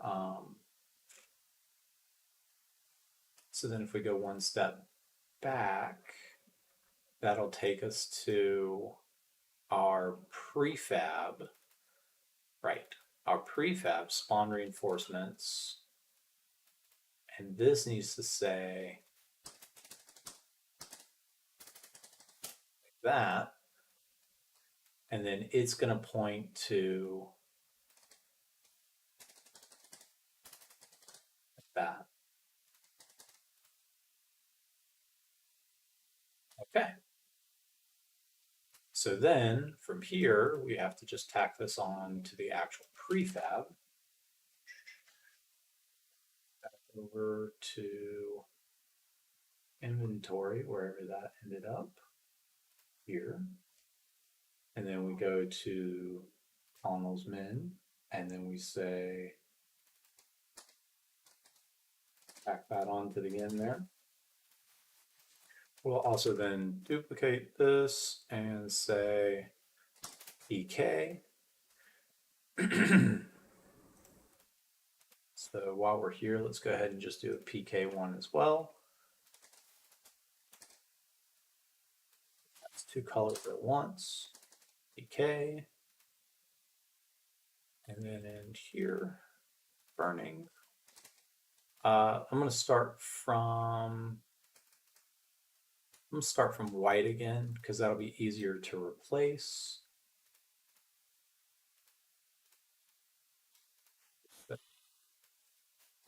PK. Here we should be able to just say replace. Grab that initial one here, like that. Let's go back to our color chart. And that looks about right. We'll just test that real quick. I'm not entirely sure how these colors are going to come across inside the world. So I'm just going to be playful to start with and just kind of see what we get. And then let's go to the diffuse. We'll select it, say in selection, replace all. Okay. So then we should now have inside of here, we need to just create a new custom prefab for those guys. So say PK, which we have. This then needs to say PK. And then back in inventory, we're going to go here.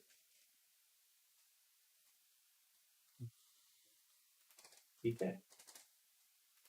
Make sure that name all checks out. Getting longer and longer there. Yep. Okay. So that should work. I don't think I missed any steps there. Go back and just double check really quick. Now have PK. It's using those two things. We now have a PK flare. The other one's already been pushed. Those are set up correctly. And yeah, let's go ahead and launch and see what we get.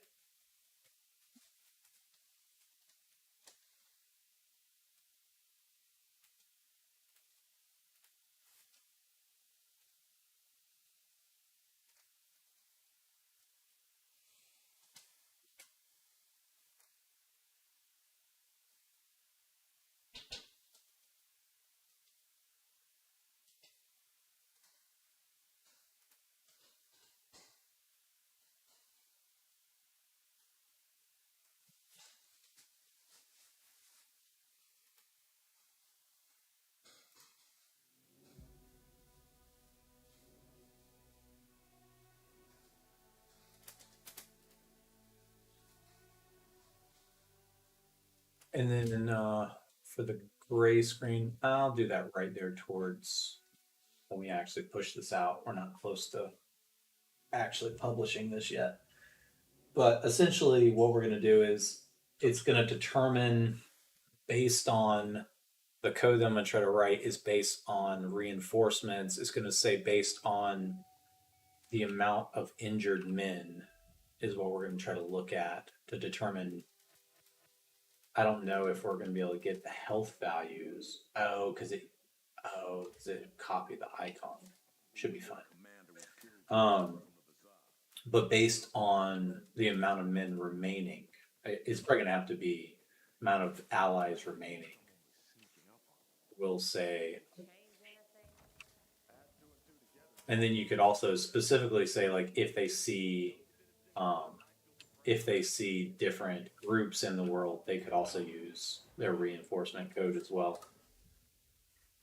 So I could also throw a name on there. That would be a little bit easier.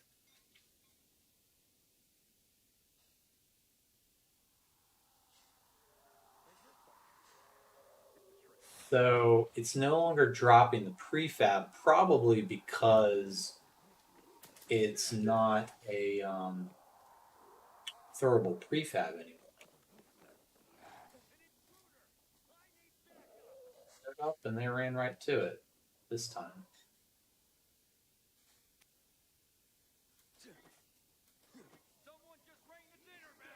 So let's start a little war. Oh, well, good to know. That somehow hit them. They reacted right away. Okay. So the grenade type is seen as an immediate weapon. So if it hits them, now they're also supposed to be using those only if it identifies the zombies. So that's interesting. That showed up. So let's get some more out here. Let's start a little war.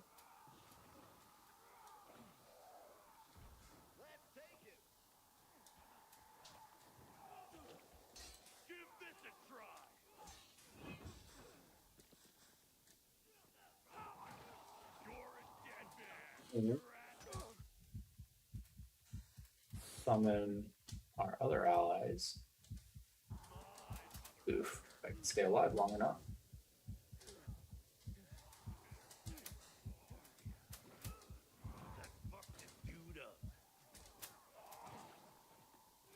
And now let's get some PK out here. Oh, that was a meat bait. Well, now we're going to get zombies and people out here. Oh, I'll use the meat bait because they're clearly using a prefab as well. So that would probably, or at least an effect emitter, which I don't have to use the prefab drop. I can actually just spawn the emitter. I don't actually see the PK showing up though. Oh, well, yeah, maybe. That actually looks about right based on the percentage to show up. I think I've ever actually heard them scream that.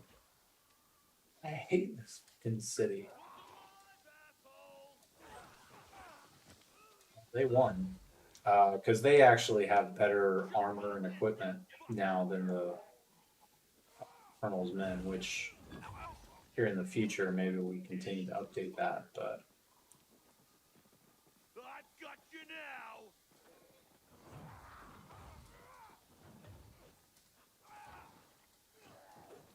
Let's see, we actually have a pretty fun way to start wars now. So now we're going to go in here and update this a little bit. So instead of doing the prefab, because it's not a throwable prefab, it's a grenade, let's go over to, say, move to view, clone, meat bait. And then let's see how this is done. So this is considered a decoy, which I might like that better than I like the grenade type. But let me back this up really quick. So let's go here, say stage, so that we can at least improve that. So let's take the decoy type. Let's remove some of the damage and grenade effects because we don't need those. It's going to be a stat type. So where does it have its stat type? Stat type is none. So that might be better than doing the explosive. And then it has a decoy effect, which that could actually work. We could actually make like some interesting little sounds and stuff to go with reinforcements. I think I like that. So with the decoy effect, we'll go and give this the direct effect that I made. So that could save some time here. Burning.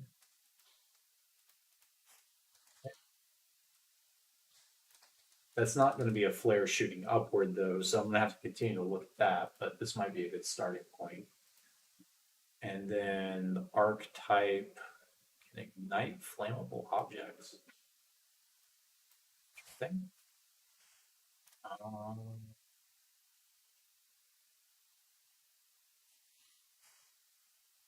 We can probably get rid of this. And I'll leave the spawn prefab just in case it actually works, but I think this should work for now. And then we'll copy this.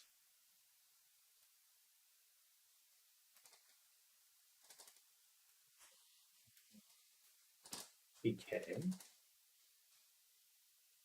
And then I need to fix this. So this is going to be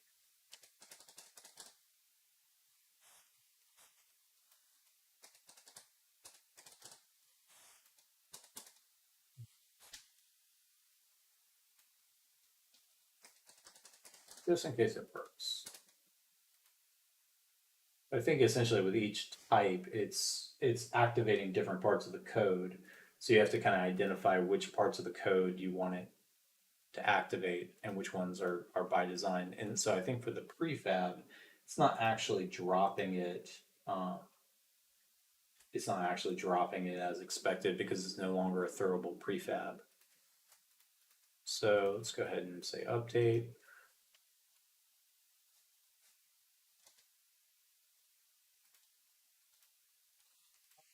I will say that I think that the latest version has broken my weather updates because I'm not getting the rain as much and that kind of thing. So I have to go back through and look at the weather. I just gotta realize that every time I play, I'm not getting any weather updates.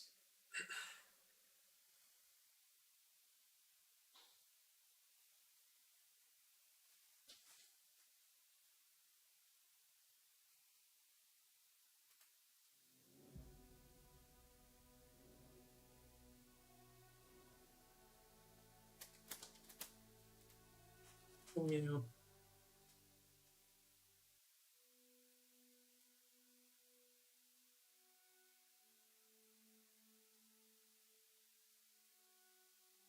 I just realized, Stealth, if you're still on the line, I just realized with that UV flare, that logic is going to have to be set up for the one of the guy firing the flare.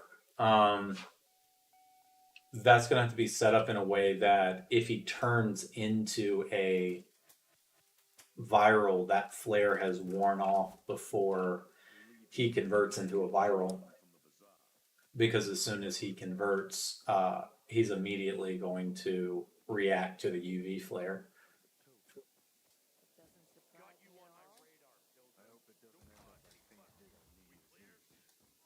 Oh, okay.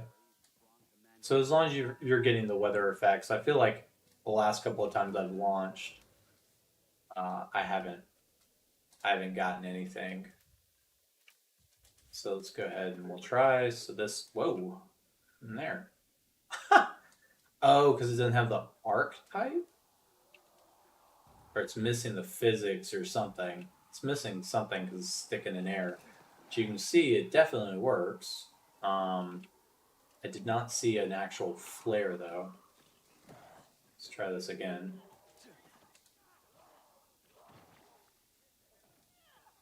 No, it's not actually doing the admission. But it definitely works. I feel like that works a lot better than it did a second ago. I feel for two, I've only done two so far. Let me test this really quick. Let's get a whole army out here.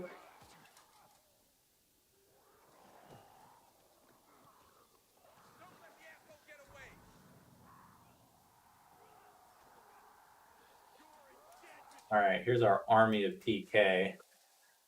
And it looks like the icons are actually mixed up here. So then let's get our Colonel's men out here.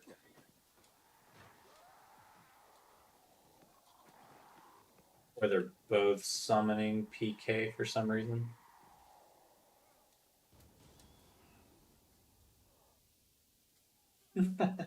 No, they're coming. There's just a good delay there. Jumping out of windows.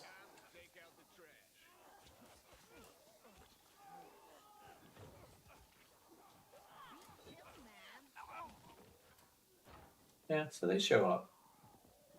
Everybody gathered around the spike trap here. So I think that there is a maybe a max amount that can spawn at a time, because I feel like they're kind of slowly trickling in. But in most of these cases, you wouldn't have, if designed correctly, it would only spawn one of these groups. It would not spawn so many of these guys. I want to give them the ability to open the door.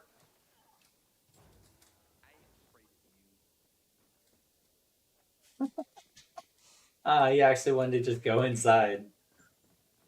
It's kind of funny. I never thought about this, but let's check this out. They're all going back to their allies. So after they're done their fight here, which... Oh, that's interesting. We got the PK visuals, but for some reason it spawned them as... So I don't think these are actually PK. I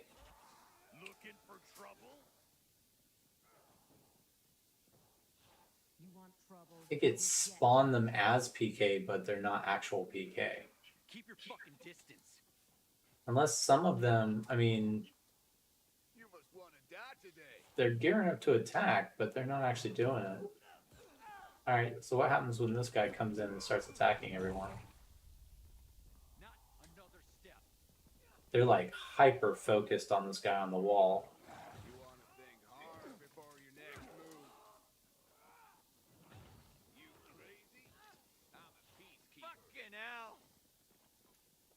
If I go in here,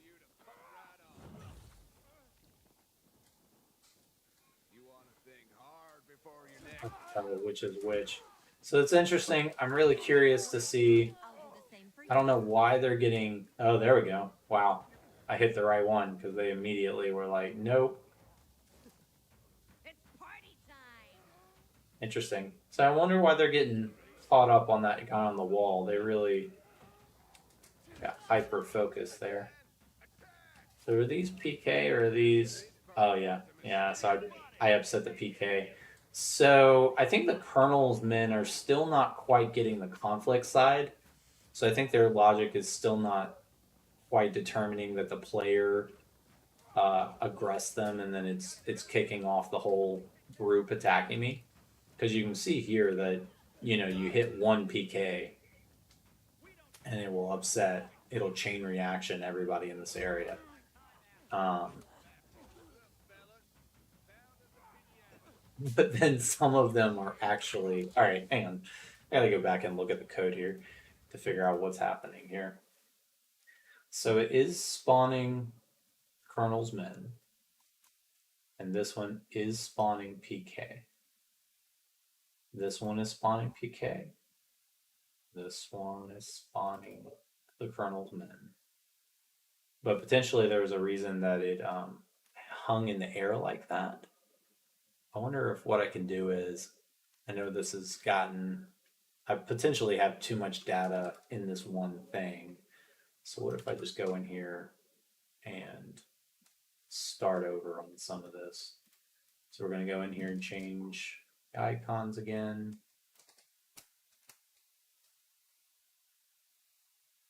And we got their physics. Skin is going to be flare on.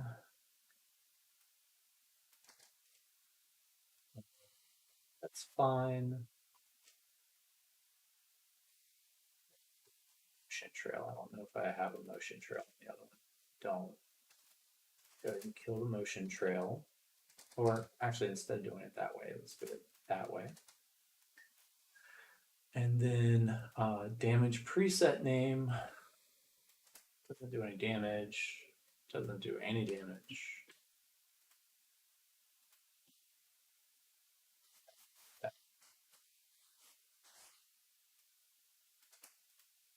That. Damager takes no damage for impulse. That's none.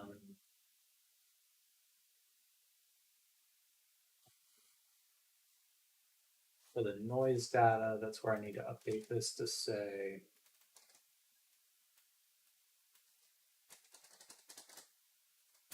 that. I'll go copy over the prefab part of it. That way we can try to maintain that. Not sure if that's actually going to work, but. And then throw prepare.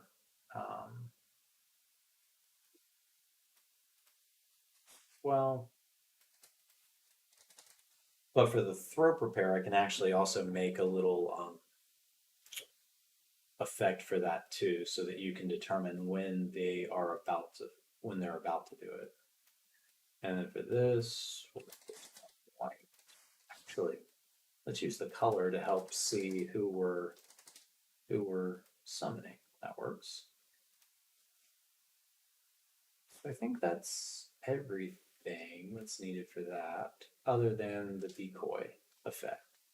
So the decoy effect is going to be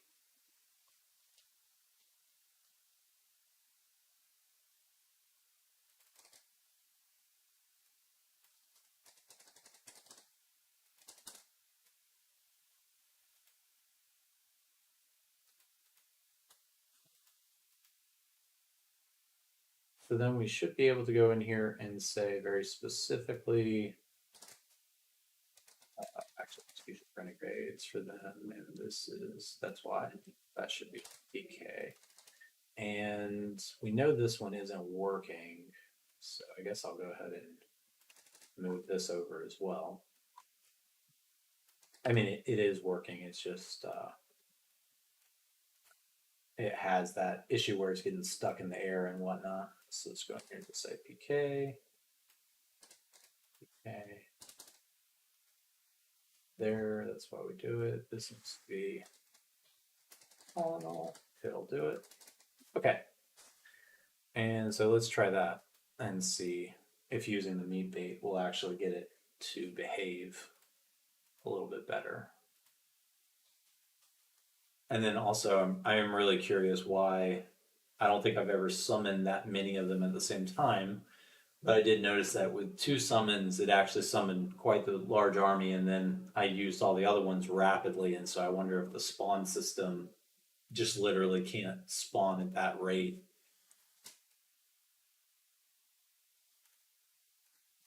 Even with the chase system, it does so over a progression. And so potentially we've hit a threshold in there that it is just getting jammed up with requests. It tried to spawn, it was still trying to spawn PK when I started throwing down the colonel's men, and so it assigned them improperly, still spawned them.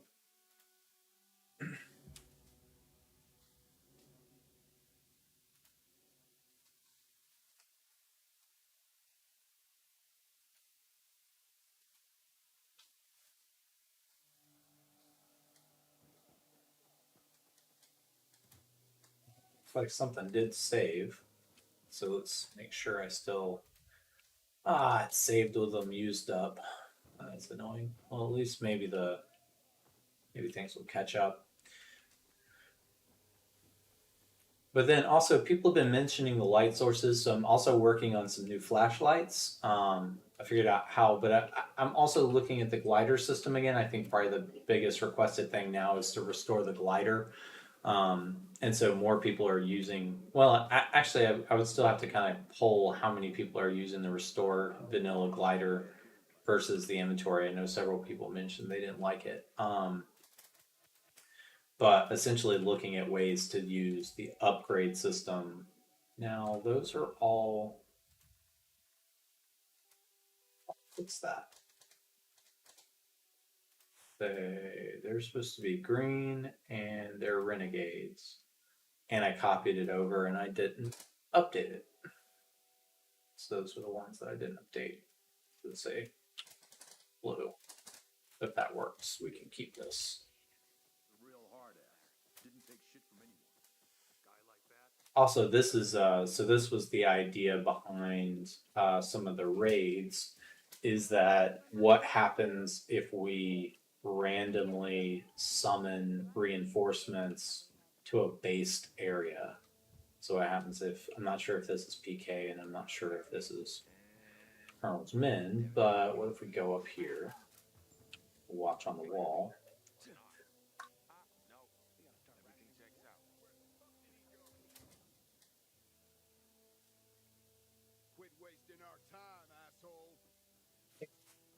Probably the PK. Maybe not. Can't tell, so let's go this way first. Oh, there's some smoke. Looks like black smoke. All right. Well, we'll have to figure out how to not get them to climb out of the ground. Okay, so this one is the PK. So what happens if we throw in here? What happens if we throw men?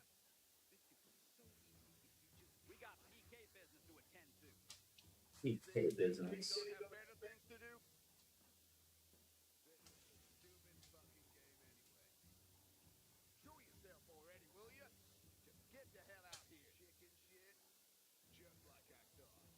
Maybe it's a no spawn region, so maybe I haven't deactivated enough of the code. I do hate to see that they're continuing to try to get to that one location. I wonder if they'll. So if I jump down there, what happens? There they go. So I think some of the code is still where I'm in a base. A lot of it has to do with like nav meshes. So if it's determined that they can't reach that point, then the player becomes unavailable. And so because of that, just jumping down there actually made them react. So let's go and say, I love the little parkour random things there. It's a feature. Yeah, they probably need to be around the block and have a good delay and that kind of thing. Because I agree, them popping out of the ground. Yeah, the distance probably just needs to be upgraded in general for these guys. But you can see they come and start kicking ass. So we do have the concept of reinforcements for these guys.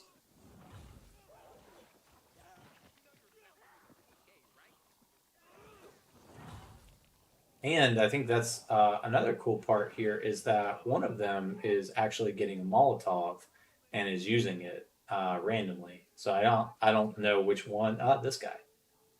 Ooh, there's a base assault right there. That makes me happy.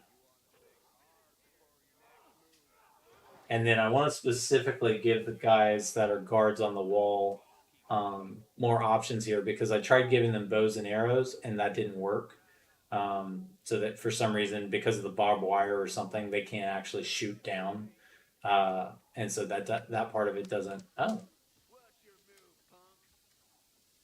it's fine. That part of it doesn't actually work. But if they had something to throw down at the enemies coming up, then they wouldn't be doing the throw weapons thing, which I'm still going to disable before I release this because that's annoying.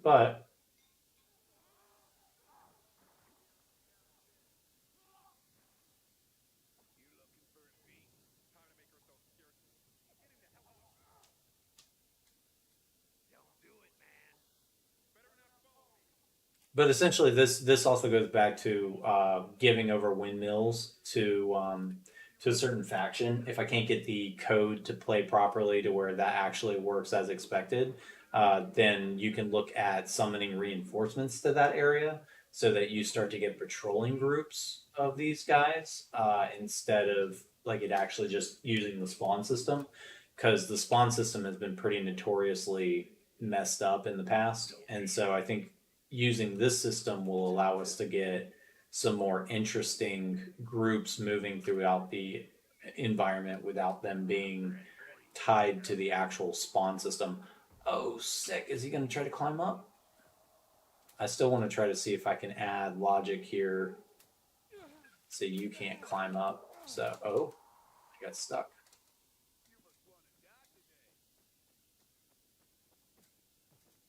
They dispersed.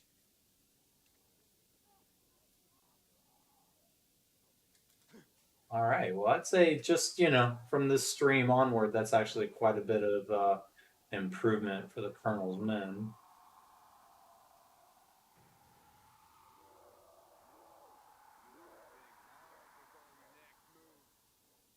I want to get to him.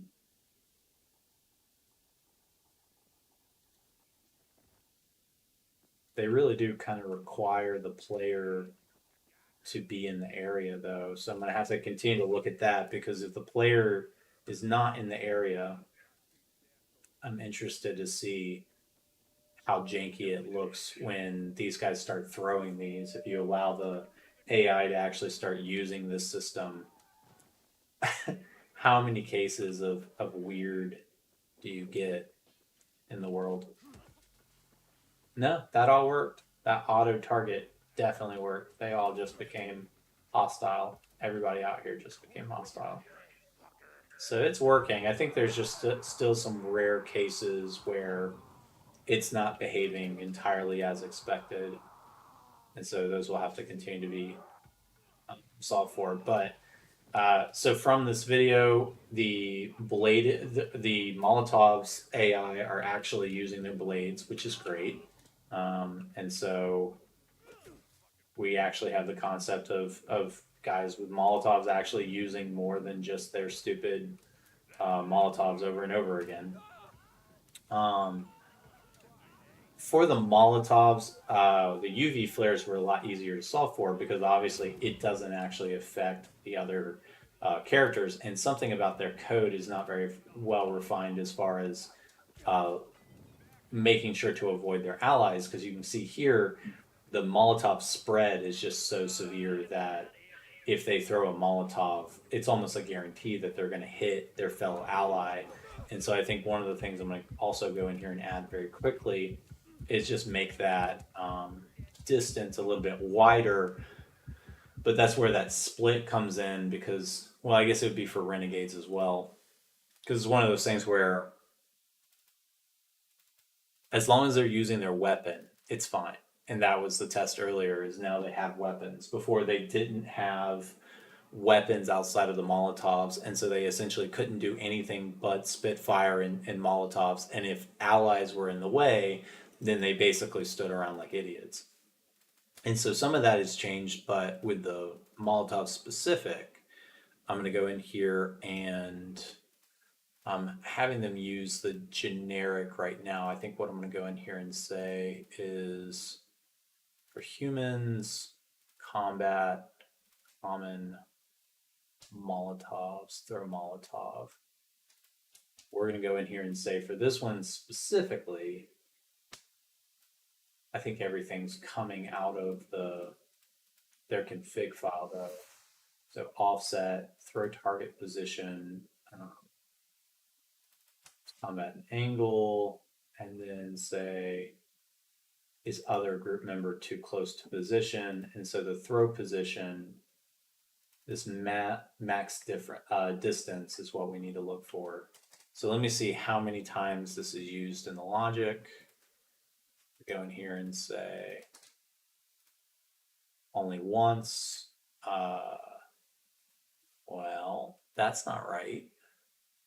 Oh, it's using the vanilla. So hang on, let's go back here and say tree, human, and let's search here. Same thing.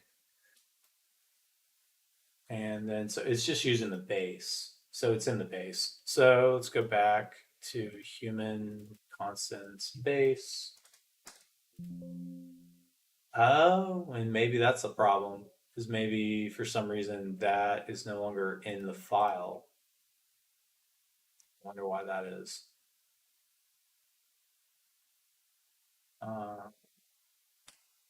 Human constants base compare pair.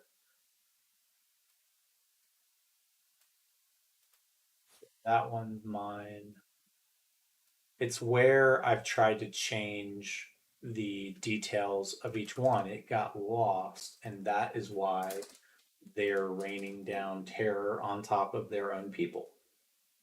Is because they don't have that value. So they're not actually using that system. Sweet. So that fixes them. So they should take that into account more. And I've added that a little bit so that way we can make sure that doesn't keep happening. And then did throw speed also get pulled off?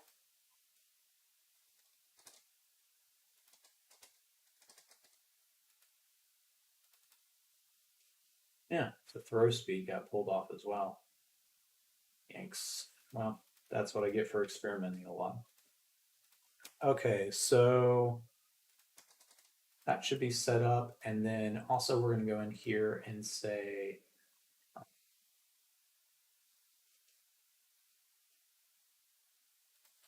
for the weapons, I need to determine which one. So the problem is that they're identifying their weapons as prefabs.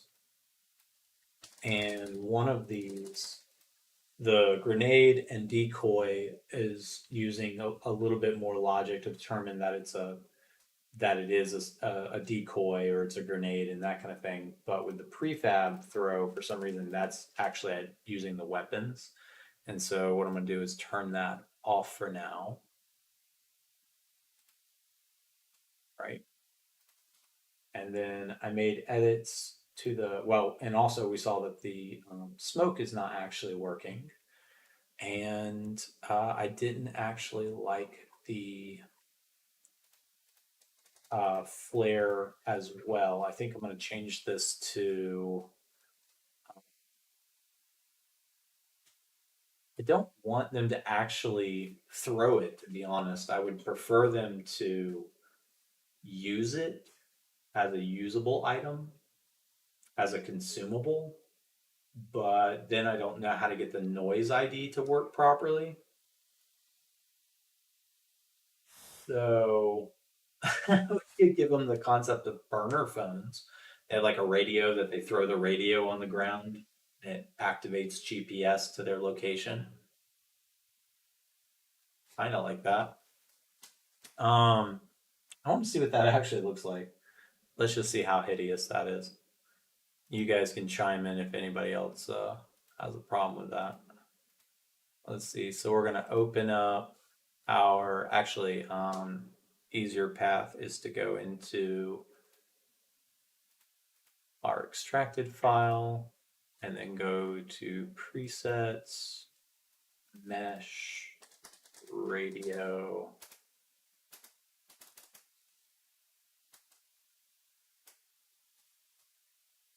and it's actually going to be the same as like ooh, like a there's a cell phone actually. It's some of your loot. Um, phone, headphones, video phone, smartphone. I'm gonna do this as like a burner phone kind of concept. Let's see how bad this is. Um, inventory,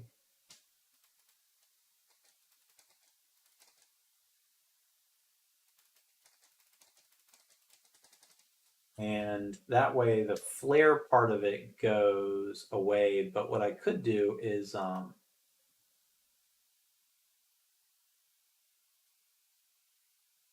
search all the logic for .wave files.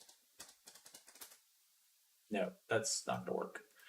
Uh, .wave, and let's find out what noise is in the game.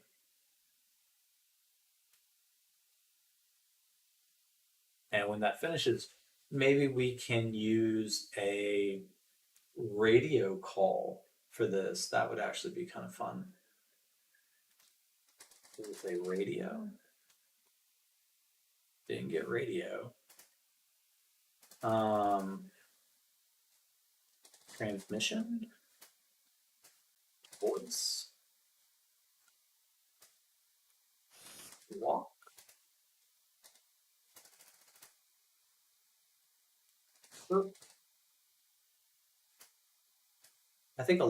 I also think a lot of these noises are hidden somewhere. To where I'm not sure. Drinking chemicals.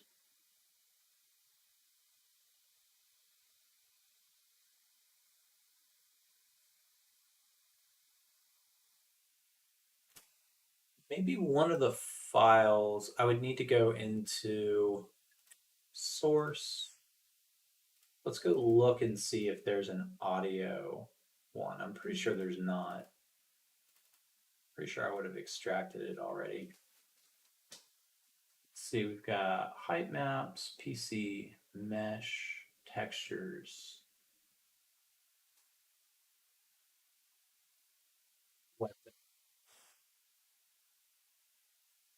So I do still want to know where the audio is being pulled in. If the audio, like, it's got to be in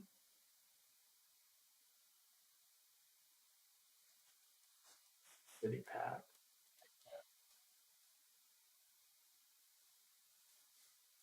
Hey, Luminous. Um, I do wonder that the other day I was testing out Dying Light 1 again. I was trying to just see if I could find the silent zombie issue. Um, which I still can't get that to work on my system, but I was testing out Dying Light 1, and I do think that there are a lot of things in Dying Light 1 that are great, but I do think that there are also a lot of systems in Dying Light 2 that are not in the game yet that they could be great here soon. And so I'm very hopeful that they'll continue to support the mod, or not the mod, but the game to get it to the point where it's similar to Dying Light 1. I mean, it's not going to be the same, and but um, it might have its own set of things that make it better. Well, to make sure that I'm getting this update out, I'm going to actually just continue to move forward here, just so that I'm not spending too much time here. It's very easy to get caught up in these small details. Um, so let's go see what a phone looks like with this. I'm not sure that that's going to look good, but let's because it's also now I've got the flare smoke, and so that's why I was looking for a sound is so uh, in lieu of smoke, it could actually use like a sound instead. But so if this works, then we should have a well established path forward for the the summoning system in general. Because next I'm going to actually assign this to their inventory, and then I'll have to make sure that they can throw decoys and that decoys are working correctly. And then once that is working, because I had decoys working at one point and I have not seen as many of the AI use decoys in a little bit. And so I need to go in and test again, confirm that code's working, and then I can put this down on each individual group's leadership so that the leaders are able to summon these guys. We'll leave the renegades and bandits with their hand cranks, and we'll give some of these other guys better ways to summon. Here's our Colonel's men. We hold this out. That's not gonna work. That's kind of funny though. I wonder what that would look like actually on the NPCs as well. There's no, to my knowledge, there's not one for holding that, but I might be able to get a radio set up as expected. I also forgot to increase the distance. I have to turn down their jump ability.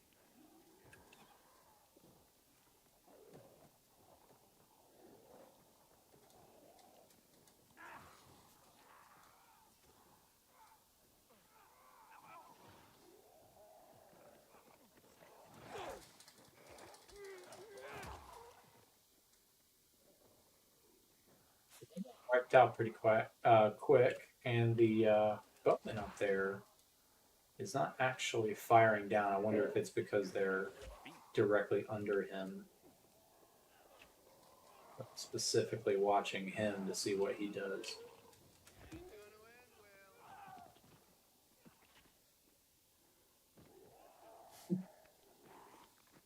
There we go.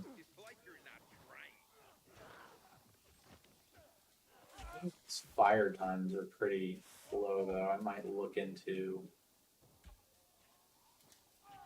It's a little too quiet around here. Going, gone. Better not follow me. So let's see if we can cause the issue that happened earlier with the EK and the Colonel's men.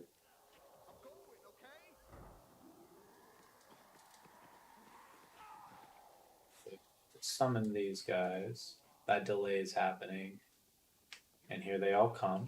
So that definitely works. We summon a couple of them at the same time. Oh, and I saw green in there for half a second. I wonder if it looks more like that at night.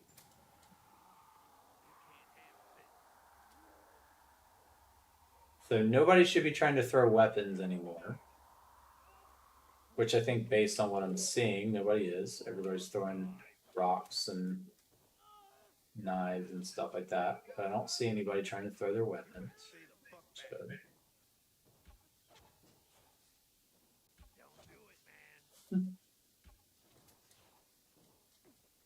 Choose your next move carefully, asshole. They actually hit him. Your move, asshole. So I'd really like to find how I can actually change these walls, but I'm pretty sure everything's baked in to where I can't actually do that. But I hate that they can't. Now, what if I go open the door?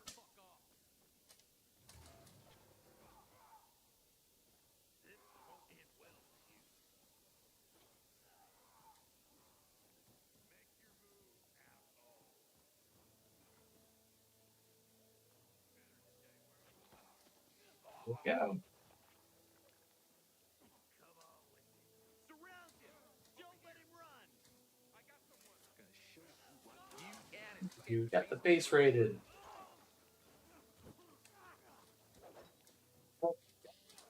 Now I need to have them open doors.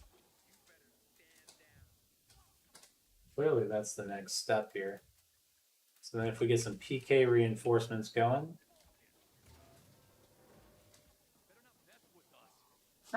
I was thinking about this the other day. I think technically I could remove the doors. uh, that would make it a little less interesting, but they've got this logic that's tied to it, and so I might try to look into that a little bit more, where it just kind of cheats. So they've got like an automatic door closing code. They've got a couple of different systems for these doors, um, but essentially everything inside of this is a dead zone in the vanilla game. Now that everything is activated, it's going to be interesting to kind of determine. Oh no, I'm locked out.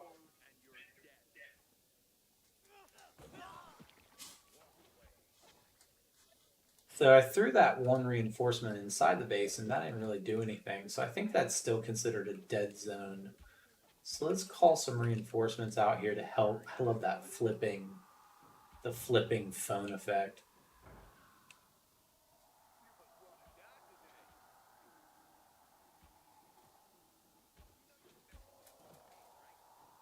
Look at that. So they're spawning, but I think they're actually siding with. I think they're actually siding with the Colonel's men.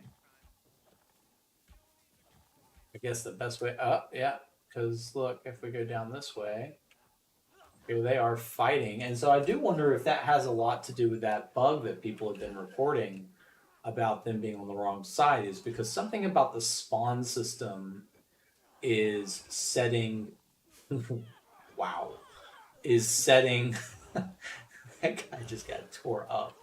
Is setting some of this logic, and then it's not fixing itself.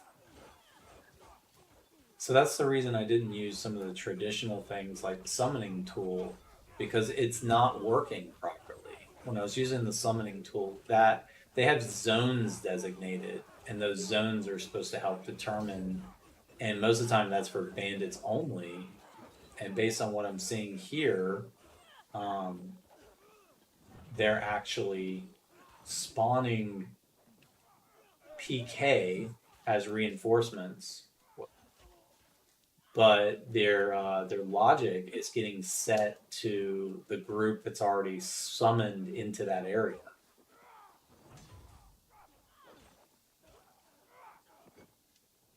So potentially it has something to do with the noise system, or the noise system is creating that. But if I go in here and do this, it upset them.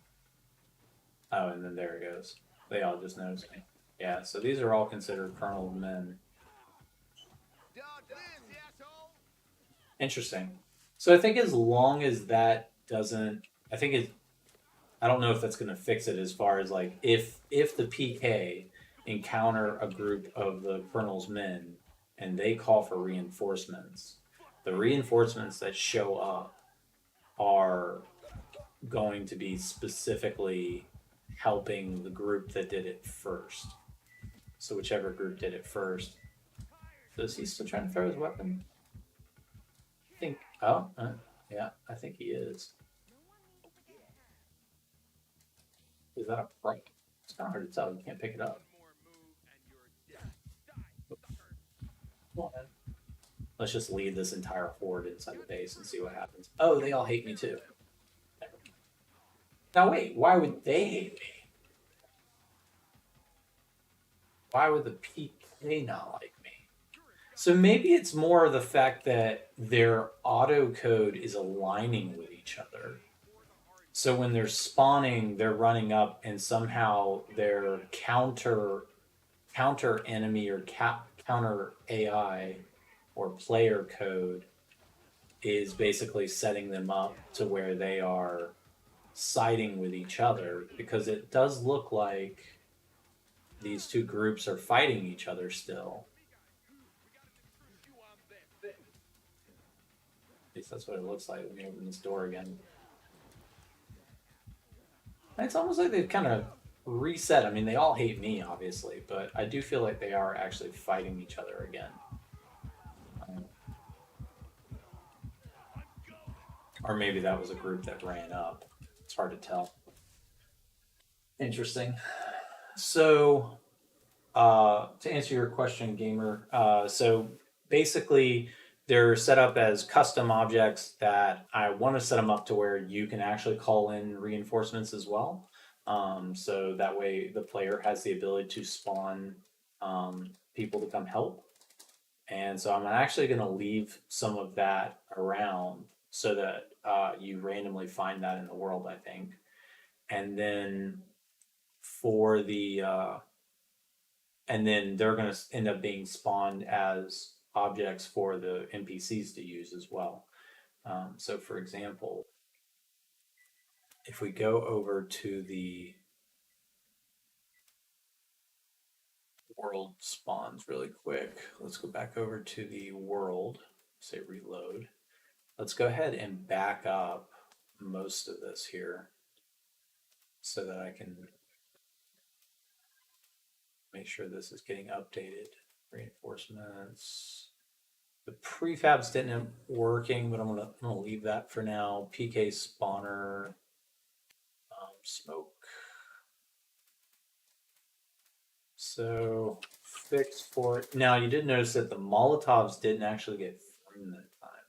I never saw a Molotov actually get thrown once, and so I'm wondering if I've set this too high with that distance. So let's go back to say Molotov distance. Let's actually turn this back down because technically 5 should be, that amount of distance is actually pretty good. So let's turn that back down some so we can actually see if that starts to show back up. We don't need to change that. Don't need to change that. We need this. So fix for the Molotov calls men. It looked like they were still attempting to throw their weapons, but I think what's actually happening is that they're trying to use decoys and other objects because their logic says that's one of their abilities and it's technically turned on. But if they don't have decoys to throw, then they're trying to throw the prefab. And so I think that's the issue, is that I think it needs to be specific groups. If we go back over to this and then we go into combat, inside of combat is the one hand. And inside of one hand, I've turned on all this ability to throw UV flares, grenades, Molotovs, decoys. Instead of setting these true here, this probably needs to go down to the profile. So if we go to human profiles, then we have the profiles that are modifying the parameters that are being set by the base. And so what I need to do is go into each one of the profiles and enable these things through the profiles, not through the constant. Because the constant, I think, is throwing off a lot of these things. So say like UV. So for each one of these, let's go through and say false, decoy, false, Molotov, false, grenade. And that was great for initially testing and everything, but I think at this point, I mean, I need to go back and basically say everybody can't do this, and then specify very specifically who can do it.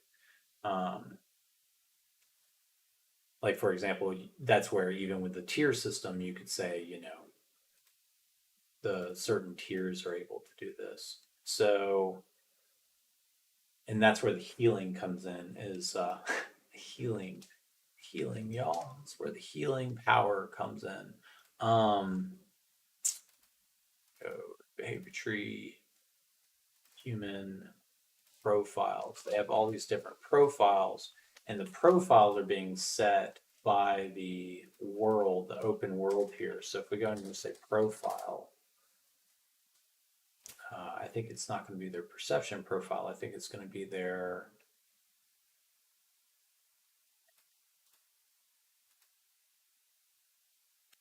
yeah, their constant file name.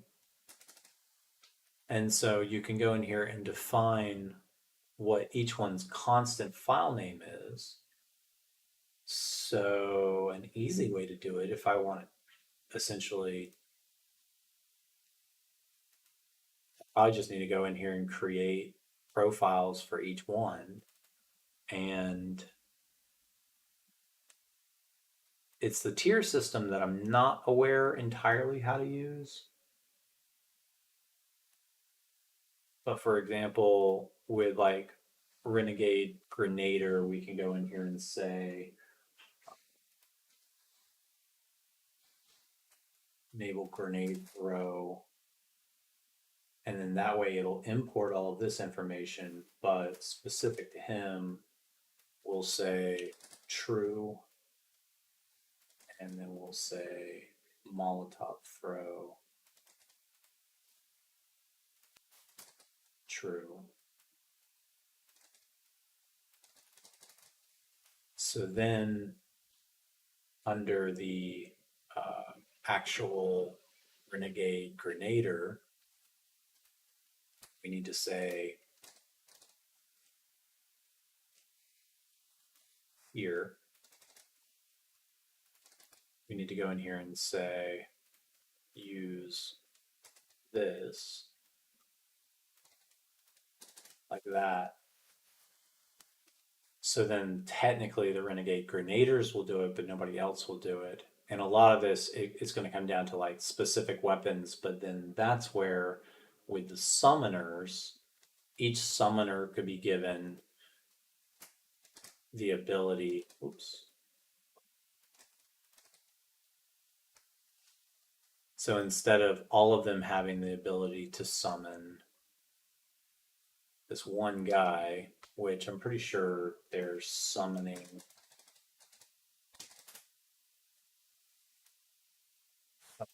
enforcement's enabled.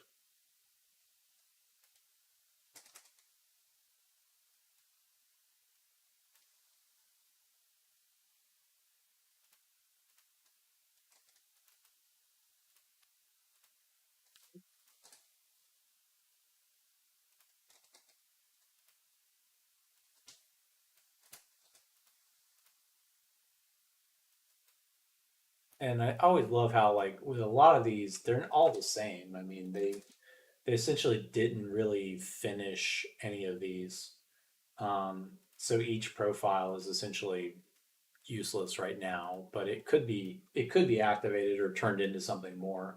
But for now, a lot of these are just like not actually being used. But if we go in here and say true, this is specific to the renegades. So he can then use Renegade Summoner. And that way they can actually retreat again. That's some of the things that I've turned off. I did back this up first, right? Yeah. And then for the bowmen, I think they use the standard one hand, one-handed. That's where that's fun. That could be where there's a bug. That's a nice view there. But we say,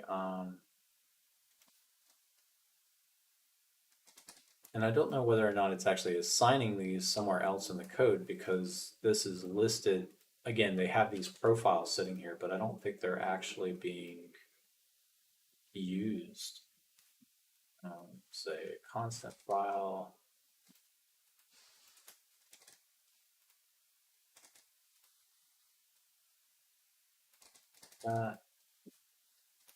And so with the, and then when I get to the elite, they can also use this same type of thing here.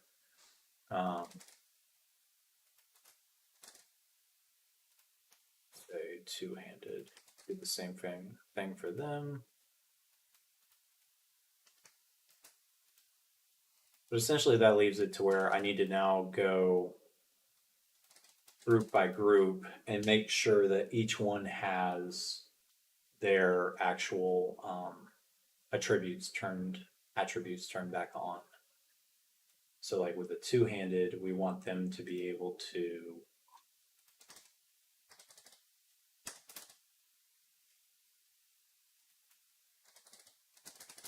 throw grenades. So two-handed. And again, I need to go review the actual weapons. So if we go back here, go to scripts, inventory, weapon set presets. These are actually how I've set each one. Say, starting with probably the first group. Let's just see what I've given them. So survivors and one hand have the ability to throw decoys. So we need to go over to, let's see, what about renegades? What are renegades using? Renegades, one-handed. They don't. So they have the concept of throwables. So we need to go in and say throw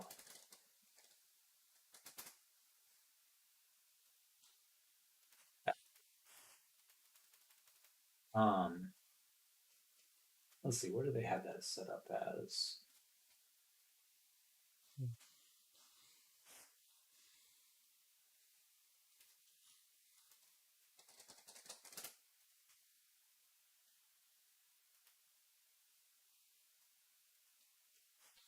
Knife throw. So they're doing it down to the specific weapons. So for like example, with the one-handed, they need the ability to throw knives. True. And then we also need to go in there and say they can throw stones. Even though I hate that one, it's still something. Stone throw. And we'll technically leave that to where everyone can throw stones, I guess. Not a big fan of that one. So that's all of the renegades. So the renegades now all have theirs. So I need to actually switch back the spawn group so I can test these different spawns again with the renegades. Um, so let's go to the kernels next and set these guys up. So here's the kernel. And we'll actually go in here, copy the one-handed. Spears can be generic, two-handed.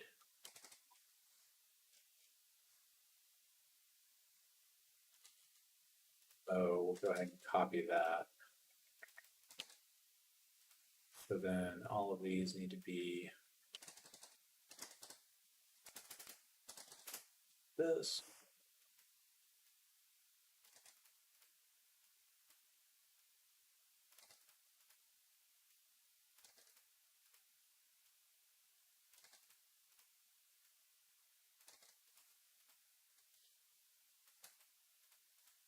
We won't hook them up to the tier system yet, just because again, it's not actually working in the base game. They didn't actually hook those up with the tier systems, at least for the human AI. I think they did for the biters and stuff like that. Let's go in here and say, grab that.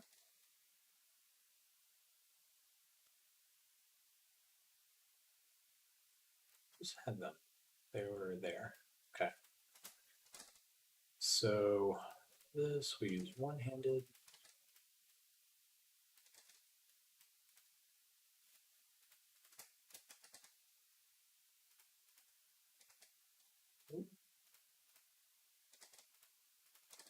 Two-handed.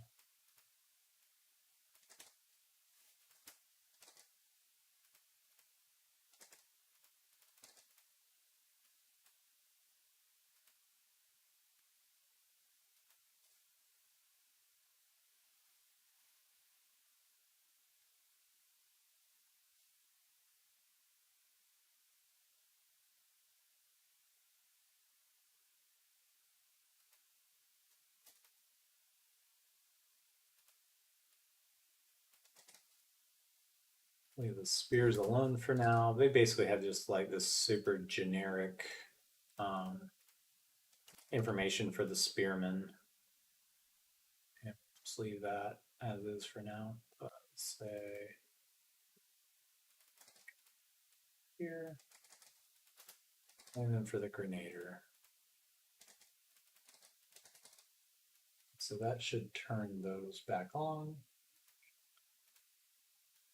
But this should also allow to where if they don't have knives and they don't use it, I'm going to get into more throwables here soon. But for now, they won't have anything but knives. So they can throw knives. And then for the summoner, they can do this. But then for each one, we're actually going to go in here and say throw decoys is allowed. Because for each one of these, the decoy will be required now that I just created that new custom one. So for the summoner, they can throw decoys. And for the one-handed, we'll also go in here and say for the one-handed, they can also throw decoys. And so we'll need to get them. I actually don't know if the. Did I give them their own weapons? No, so they don't have their own weapon groups. That's where I started on the concept of the summoner. He's got weapon set. So what I can do here is say weapon, and if this works, this should fix it. So we go inventory, reinforcements, go back, weapon sets, and we'll give him those weapons.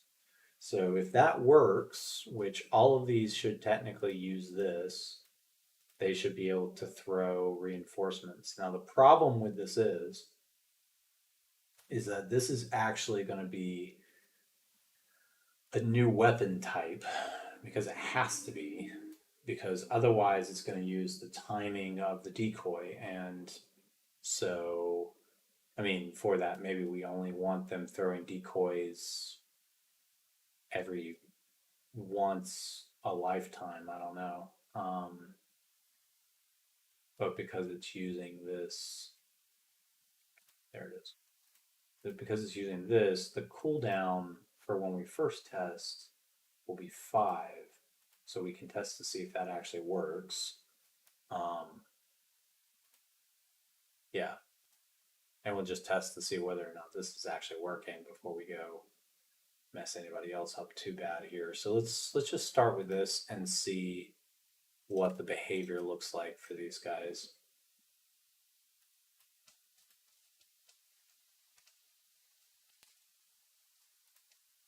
And then I think I'm coming up here. I'm definitely going to take a break and go grab some food and remember what it's like to be a real human that doesn't write code.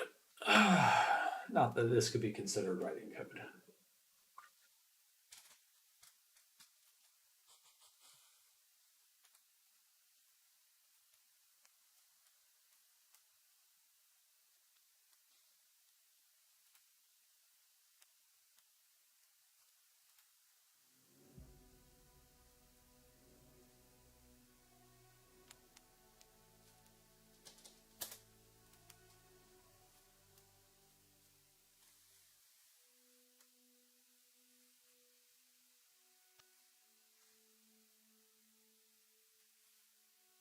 And then I think actually, one minute.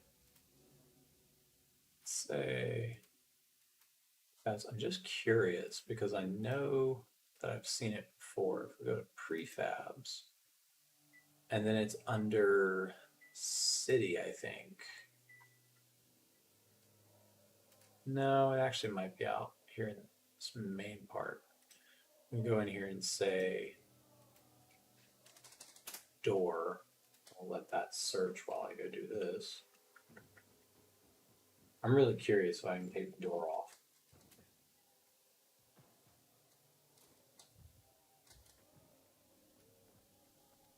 And then we're going to use this one, which I have 17 of, so that's good. Save file.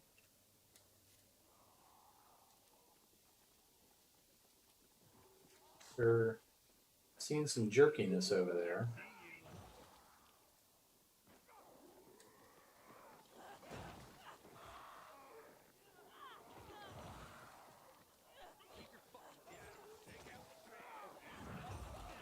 This guy looks like he had a weapon, so I think the issue was I think I just saw him try to pull or to actually do the decoy and it didn't work.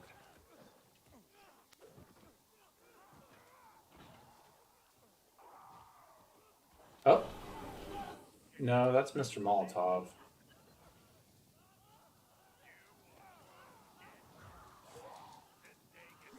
Summon some more.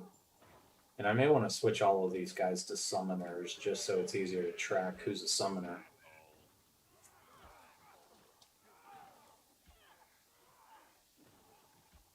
So they're fighting the bandits. That's working as expected. I still have to figure out why that's happening. So that was clearly a bandit. That was not a plague by any means. So I had to figure out why those generic bandits, and they even show up. Like you can see them, they show up as green or whatnot. What did I do to him?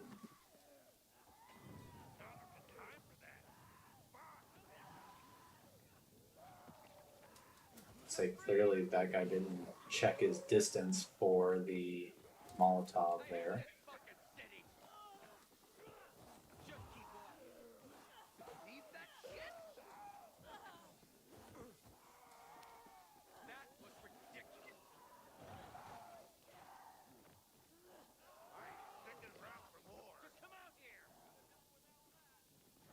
So I never saw anybody actually use the summon, so I may have to change that. It looks like they're still trying to throw weapons. So potentially that's the summoner, but it's hard to tell with these different guys who's a so he might actually be trying to throw the summon because if the code is set up correctly, everybody else should no longer be trying to throw anything. So like for example with the PK, which I guess we can actually just use one of the PK reinforcements. With the PK, I've turned it back on for the renegades, but for the PK, they should no longer be throwing anything.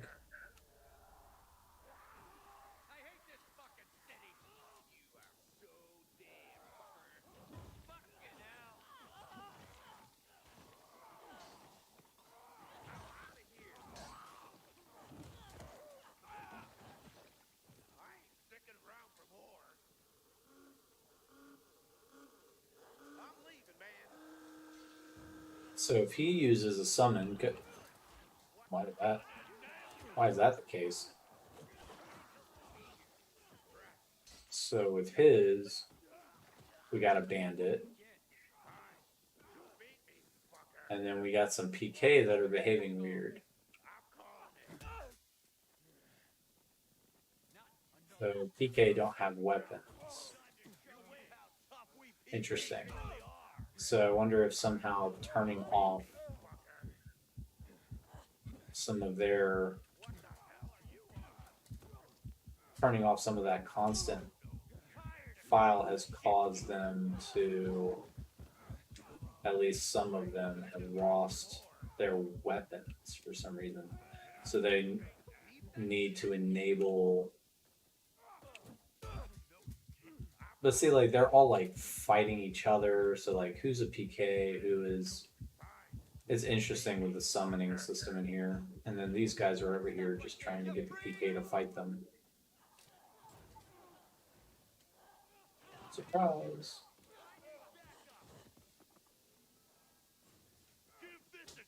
Yeah, I feel like so far that's opened up new issues to fight. Man, my building's gonna blow down with this winter weather coming through. Yeah, gamer. That's the plan here. Is that after I finish, I'm gonna release this so that people can continue to test for me.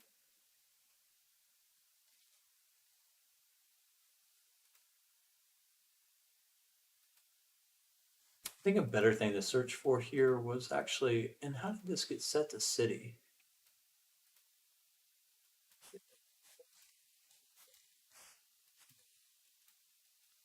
Wrong section. Say, what was that file I added the other day? It's in the mod already. So if we say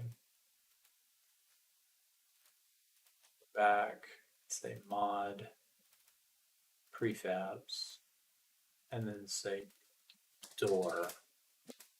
Can use doors.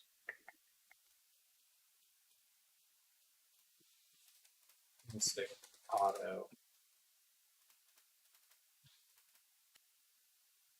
Here it is. Okay. So they added this code, and here it is. Here's the main exit.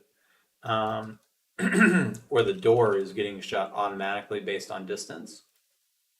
And let's see, what is that door? Basement door. So technically, and now that this is already uploaded, it should show this. So I'm gonna actually go in here and for shits and giggles, let's see if anything is referencing 17. Shits and giggles. It's also establishing this external logic, which could also be stopping them. Concrete block, fence. Plus. Now here's the collision barricades. I want to remember some of these just because technically this is what's stopping them from getting in. It's just a bunch of barriers. Collision barrier. I mean, if I wanted to here, if I wanted to get playful, I could go in here, and I'm going to, just because I can. Here. There's our shopkeepers. Here's our door. Let's delete our door. Let's delete the barriers. And then here's the blocker that I've actually tried to add to keep things from spawning. And then, yeah, let's just do that right there. And let's see what happens. Because I can always just delete that one prefab change right there. Okay, so for the issues we were encountering there is that go back to open world, the PK are now no longer getting the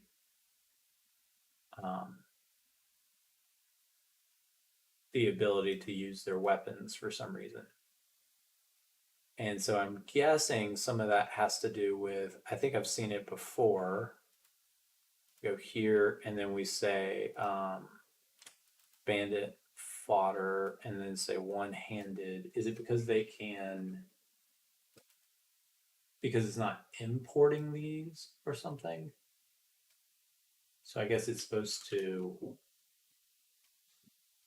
each one has to import the base. And so I might want to double check because for some reason, maybe it's not adding the weapon change as well. So let's say back and let's go to each one of these really quick. And it needs to import the actual constant base on each one of these.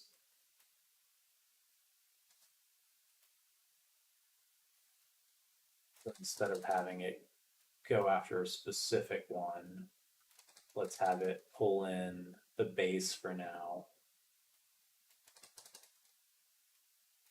Yeah. Okay. And then with the PK, so currently the PK, based on what I've just done, they don't actually have flares anymore. So I haven't actually enabled PK specific actions yet. So I need to go in here next. It's basically where they don't have logic yet, and say these guys, and then go over to the PK. And for each one of these, go in and say, because there's not technically a grenader for the PK, but we want to add the concept of a summoner. And so under each one, these guys are now going to get the concept of throwing the UV flares. So they're not going to have a decoy throw, they're going to have UV flares. So we need to go back to our constant base there. UV flare throw right here. And for each one of them, so for PK one-handed, they are true these, and we will actually allow the two-handed to do this. They don't have grenades, they have UV flares. And then for the summoner, same thing. They're gonna actually have the decoy throw as well though. And potentially this is messing them up because that's using the actual summoner system. That should really only be for the renegades because they have the crank. So let's go back to here, say summoner, make sure it's disabled here too. And then with the PK, let's go back. They don't have the concept of a grenader, but in case we ever want to add it,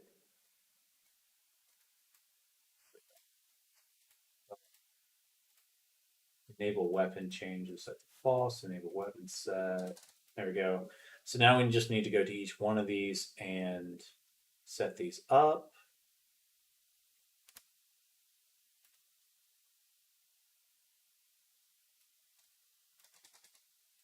And then for like, I was just going past these. I think the problem is that with like the different gangs, most of these are pointing towards, and that's actually the problem I have with them, is that they're using generic code instead of, they're really just not really thought out as far as how well these world UI or AI are defined. And so for each one of those, I'm probably going to go through and actually say very specifically, you belong to this faction, you behave like this, you belong to this group, so you behave like this, that kind of thing, because all of it's generic, sadly. For the ones that, so like for this one, it's using this file, so we only need to set this once. So I actually don't need to do the main behavior tree there. This is using a generic, so it has to have the update, and we're going to give them two-handed, which I think we gave them UV flares. Yep. For the commander, so this actually is going to become our summoner. He's going to actually use the PK summoner logic, and he's going to use a weapon set called command, and that's what we already set up, I think. So if we go back to scripts, inventory, weapon sets, firm, nope. So PK commander is going to use, I think I gave it, so let's actually find out. Summon horn, it's not summon horn, it's going to be this reinforcements kernel. So I gave it to the kernel, but I haven't given it to our commanders yet. So the commanders are going to get, instead of decoys, they're going to get reinforcements PK along with flares, and that is set up so they get special weaponry. And then down here for the woman commander, same thing. She uses the same files and only needs to be set once. I have the concept of commandos in here, which they have not been set up yet, but basically we're going to give them, let's give them two-handed logic for now, because I think that really only, for some of these, I'm also going to well, retreat means something different right now anyway. So it's search and UV flares. That doesn't matter. They can just use this for now until I get them set up. One-handed. They use soldiers, so that's good. Counters. That's another thing is they should all use these. So the encounters should be set up properly. But that's something that I'll need people to test to make sure that's working as expected. PK bow. They're based off of this, so check. Spears, generic. And then let's say the Grenader, which I don't think they actually exist. I don't think I'm actually spawning these guys anywhere, but in case we want to use Grenaders in the future. Maybe I'll put those up on the walls.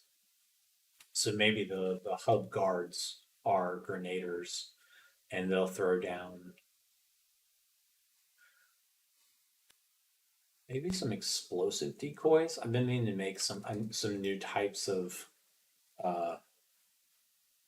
decoys and whatnot, but after dealing with the stuff earlier today, I can see that might be more of a challenge to make something that explodes and summons. So we'll have to do that. And then we have a PK summoner, but they're not actually. So I decided to go with commanders instead of actually a PK summoner. But I'll just go ahead and give them this logic. I don't think they're actually being added to the world. Okay. So that should now be the PK are fully wired up as well. So to put that to the test, let's go, let's clear everything, drag it back in, and should be good to go. I think I probably want to go to this prefab for the summon and actually make this into just the commanders and the PK summoners. Or not PK summoners, but the kernel summoners. So that way we have nothing but people trying to summon more people.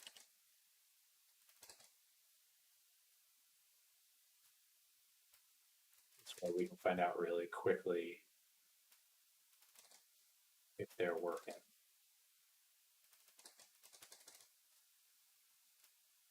Okay.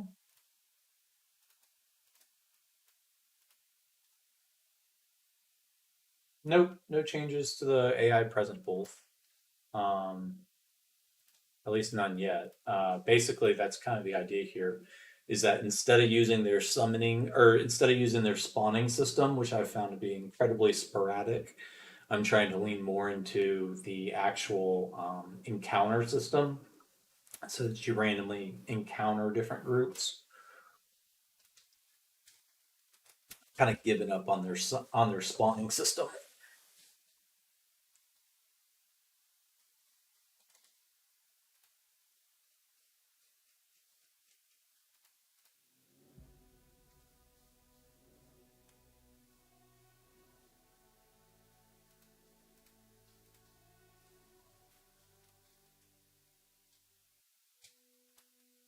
So this should get rid of all the colliders. I don't know if it's the colliders around the walls. I don't know which colliders those were, but um, let's see what that does. And Gamer, for you asking what happens when we spam the flares, right now it causes, if you switch the types, it causes the wrong type to show up. And so their visuals show up as whatever group was summoned before them. And so that's not super useful. So let's find out here. Well, looks like the door is still there. Let me see if I can even open it. Yeah, so I think a lot of this stuff is like kind of pre-baked. I don't know if what I was messing with there is actually fixing it or changing it rather. So we'll throw down one of these. Got a bunch of commanders. They wipe out that poor one guy pretty quick. see, as they technically they should have decoys. Follow them around for a little bit. Howdy, citizen. They all have Welcome to weapons the now. PK Command Center. Not that I'm sure if the last group was. Hope you see some action. Rock move, asshole. You're dead. I still want to figure out what code is causing that. It's where like the sync events cause them to stop because it's syncing that they've been grabbed. Find it pretty annoying actually.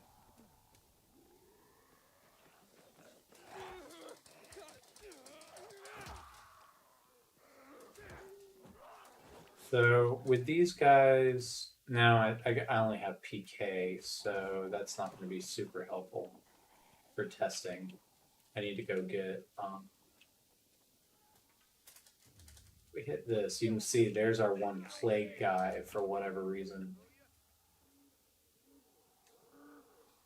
Try this, motherfucker. Offensive more than anything now. You are one dead motherfucker. Try this, asshole. I guess first I need to determine whether or not the mod itself is causing that. Because it doesn't make a lot of sense why that's happening. Didn't see anybody use any summoning decoys or anything yet. I'm not sure they're actually using the decoys.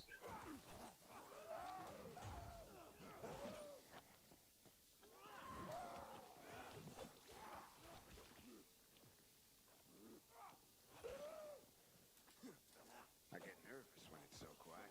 Fucking freak show.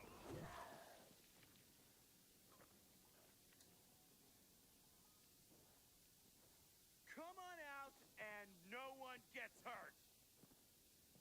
You can't be fucking serious.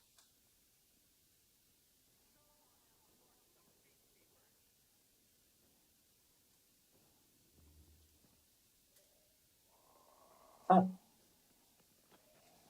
Fuck this shit. Interesting. Crazy That shit. time either they're somewhere fighting or the sun didn't work. Now. Well, there are guys on the rooftops, so maybe they're one block over kind of thing. Great. Another boring post. Is it still working? I don't think I noticed it do a noise ID. Go grab a new set just in case. I need to test to make sure nothing got messed up there. He put all the blame on me. Can you believe it? You know they don't pay overtime here, right? Don't matter to me.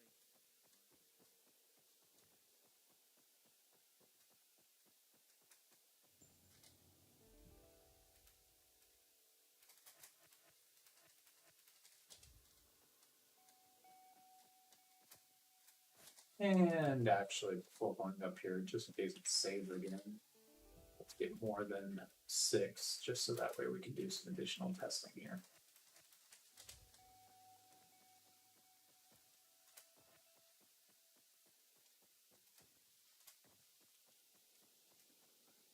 Why didn't you wait before unloading? It's expensive equipment. I didn't want to get it wet. You know they don't pay overtime here, right?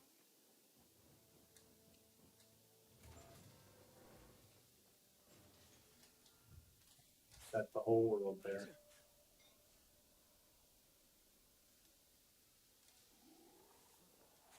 My edits to the code. Whoa! It's a lot. It looks like some don't have weapons. No, they all have weapons. So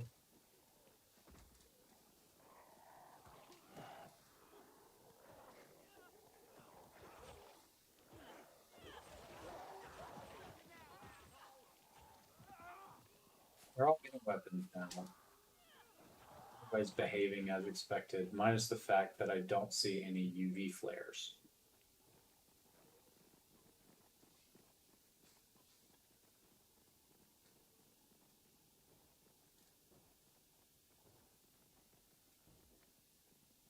I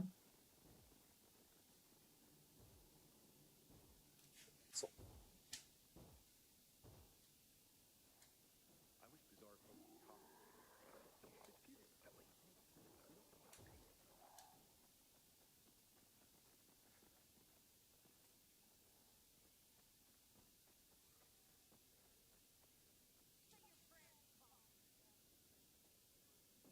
Checking the rooftop real quick, breaking some ankles. Hope there ain't no renegades around here. You're getting on my nerves, punk. And here in a second, we'll switch over to Central Loop and see what this looks like. We do some of this there. I know that was something that somebody requested a little bit earlier.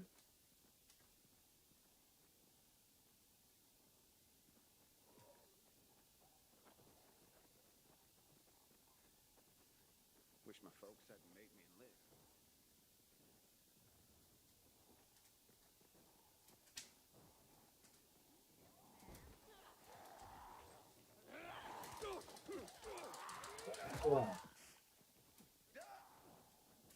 Bandits.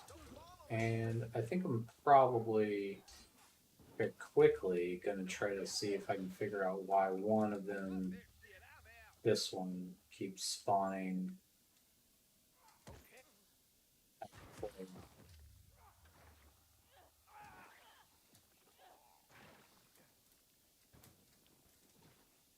need to find a new place to live. And then also I was thinking about started chasing hide in the middle. That's a good call. Let me actually switch over to the Central Loop really quick and test this out on my main game there.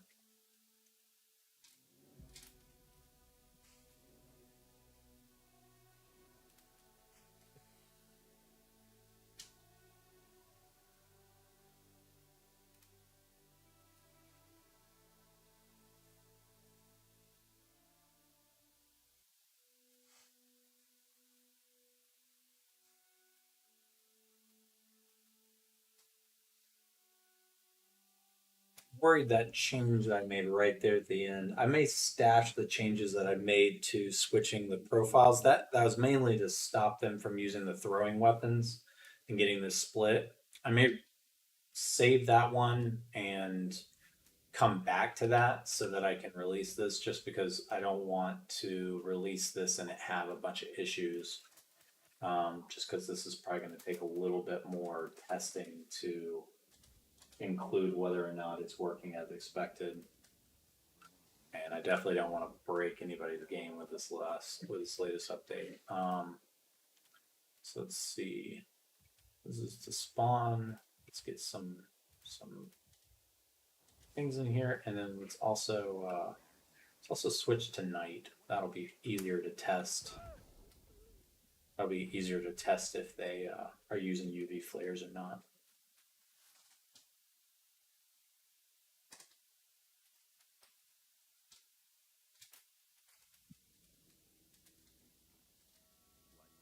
Hey.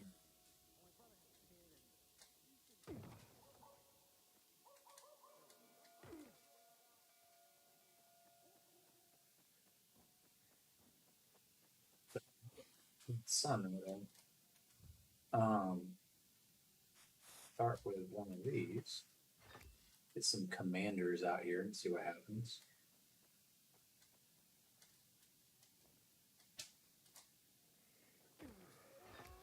Again, it's like a height system that they have in the code to where it just won't really work until you're on the ground with them. And I'm really not sure why that is.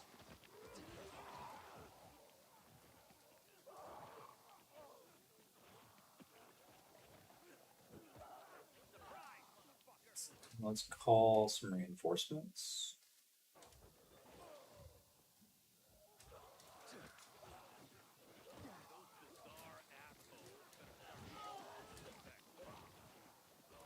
I think the commanders are actually doing.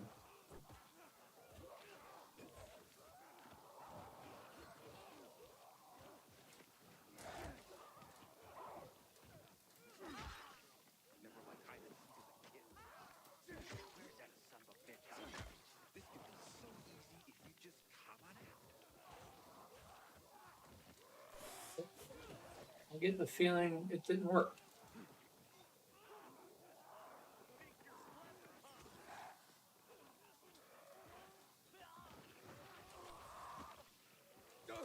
Kind of depends on where it's spawning them, and if I guess there's spawn points around, right?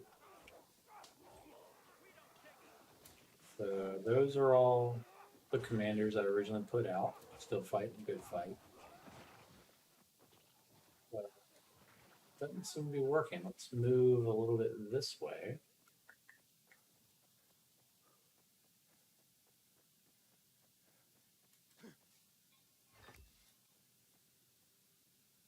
The noise source. All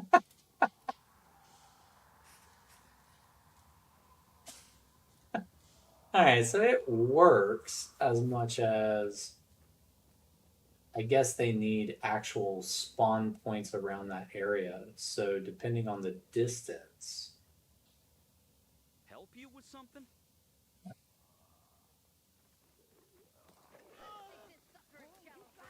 it now.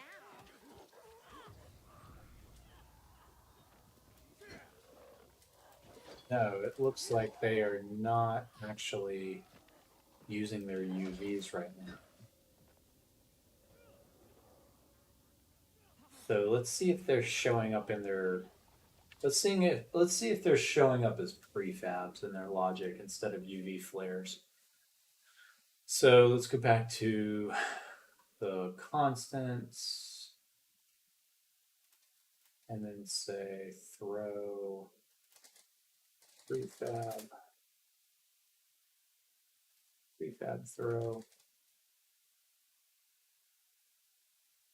Yeah, so basically the spawn system is using the same ones as the virals because humans were not meant to spawn the same way. So they have the concept of the crank, and those during the day spawn off in the distance. But I haven't actually seen many cases where that happens at night, because normally humans are not out at night.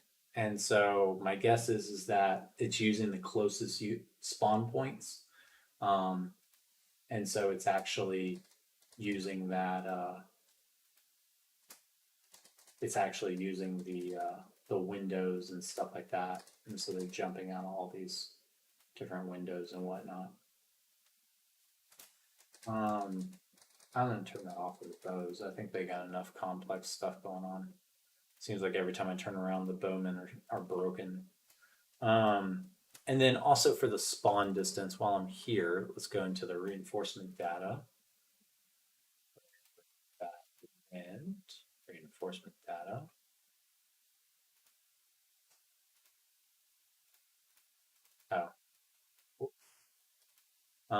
And then say PK.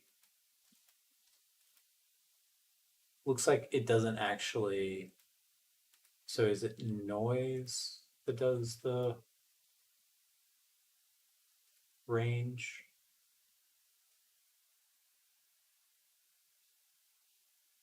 No, because that's the noise that happens, not the actual reinforcement event.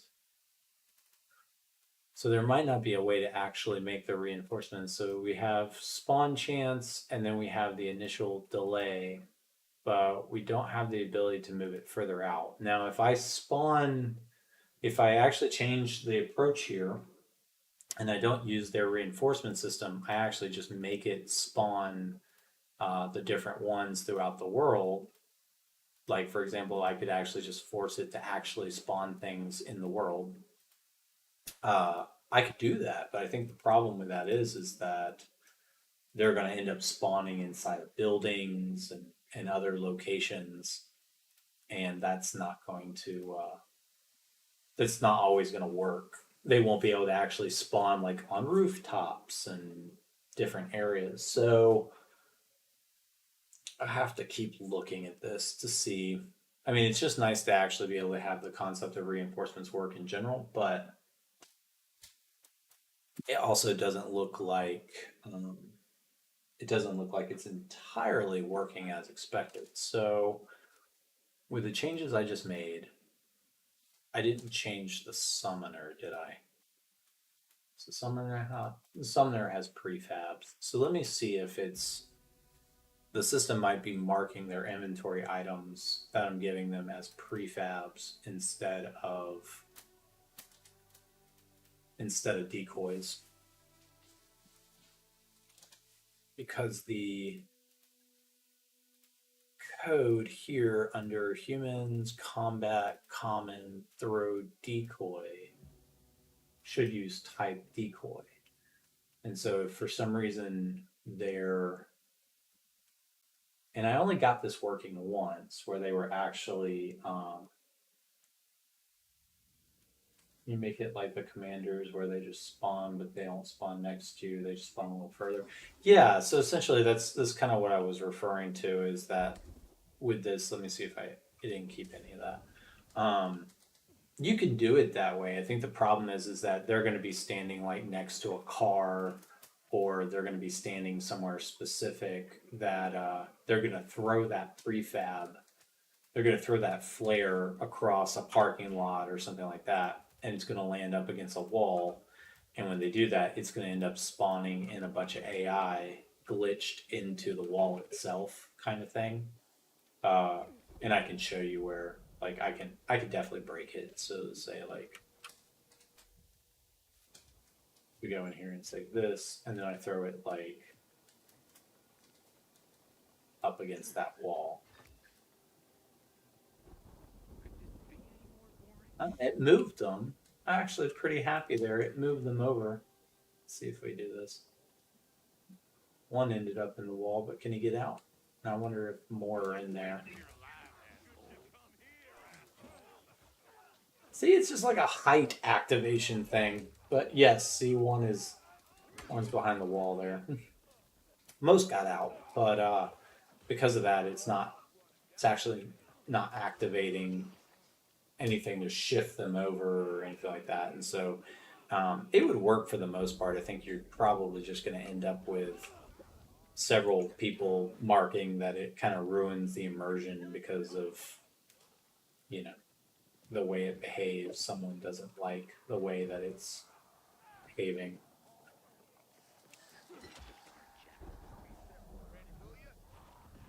It's interesting with like this area in general. I guess they just don't have many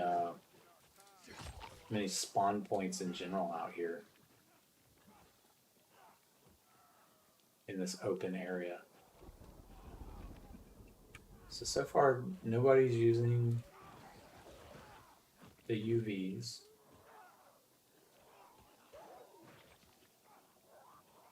Still one of those things where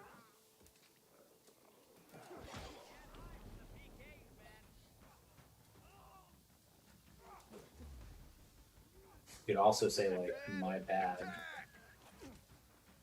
Say like pacify. Didn't mean to. Sorry. We go this way a little bit.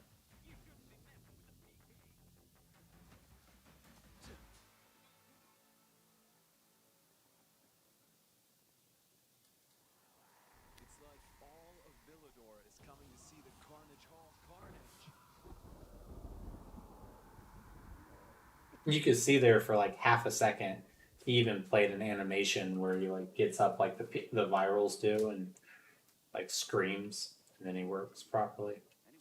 So what if we do on interiors?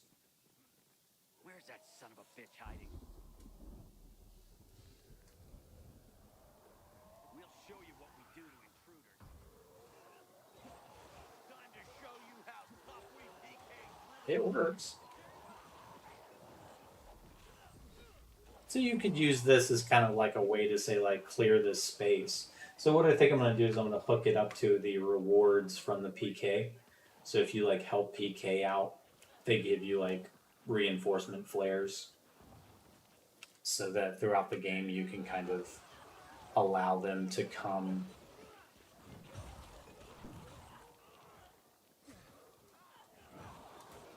Let's see, then there's this nonsense. Or maybe there's no way that's the guy I hit earlier. It might actually be, though.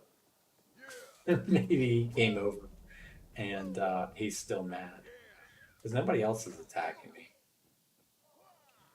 Let's try that with another interior. And let's try that off the ground. Let's go up a little bit.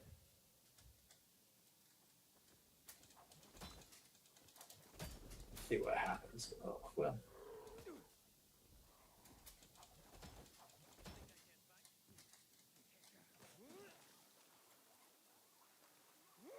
Fighting for 5 years now, and still no invitation to Carnage Hall. Yeah, I'll do the chase approach here in a second. That was a good idea. I think I just got to set it to night, though. Obviously.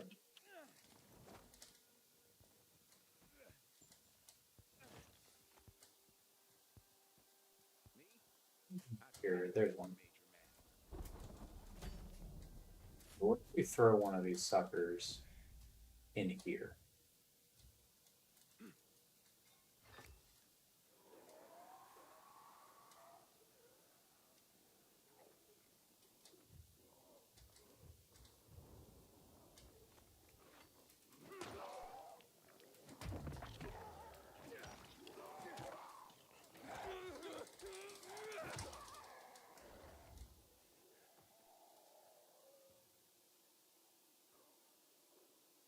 Nothing so far.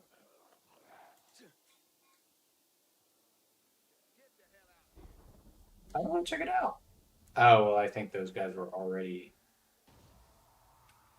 in there, but it's not. I heard one break through glass.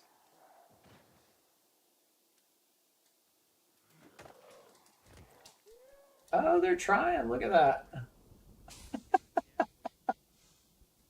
This where they don't have the path. Or maybe this one guy's blocking them. Go. Help. There we go. Okay. Oh, get out.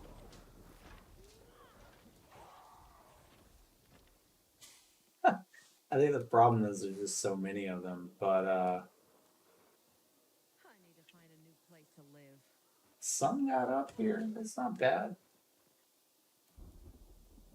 More than I expected to make it up here.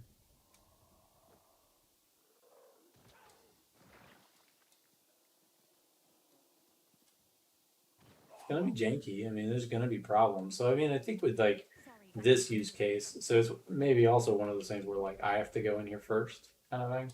It's those interior cells. So you could take something like this, and then you could actually use like a spawner, and you know, then you spawn these guys in here, and then they help clear it instead of the reinforcements. But On my nerves. by the time they realize, I mean, the AI here is just kind of dumb when it comes to this. Like, they're still not even fighting back yet. So with these interior cells, you know, maybe a dark zone is actually off limits. I've never taken the UI in here like this. Huh. So like these guys down here seem to be fine. But as far as this goes, you know, maybe there's something about spawning them in the dark zones. I ran into this before when I tried to add these guys to the world inside interiors. And when they spawned inside these dark zones, they basically were like, they had pacified to where they didn't attack anyone. And they only attacked the player in some cases.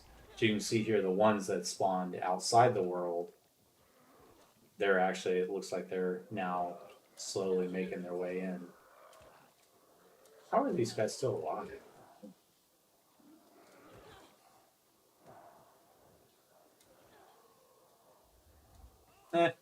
It's not perfect by any means, but it's getting there. I think that it's just, again, it's not something that was originally designed for the game, and so it hasn't been hasn't really been tested.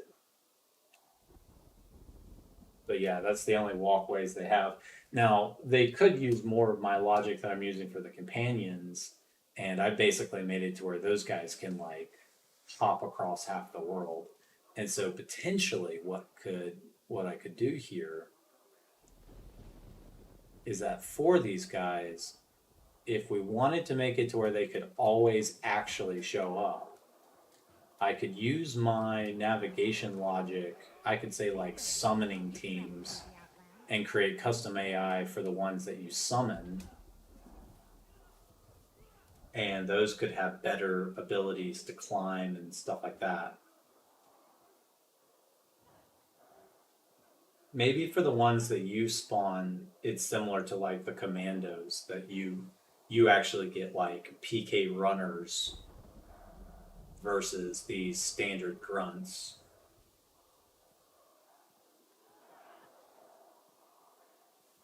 Because the standard grunts are just going to use the world logic, and if I change that too much, they're going to get weird. But you can also tell, I think some of this has to do with like height activation, because you can see here that they just, as soon as you get close to them, they actually start behaving differently. Like this idiot right here that's not doing anything. As soon as I jump right here, he activates. So there's some logic there as well that's kind of keeping these guys with that nav mesh. You can see they just immediately start working when you get close to them. So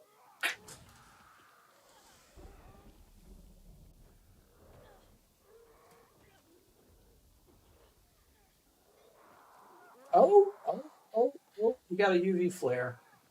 A singular UV flare got thrown.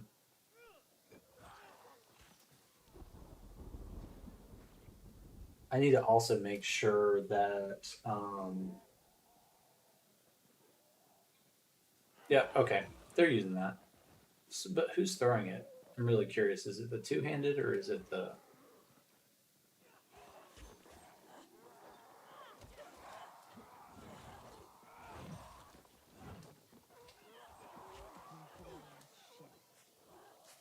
two? Those are all spearmen.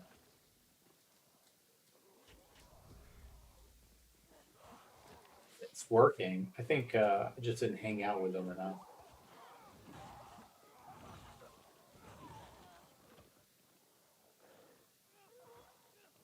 And again, I wonder if that's dependent on me being on the ground with them for whatever reason that is.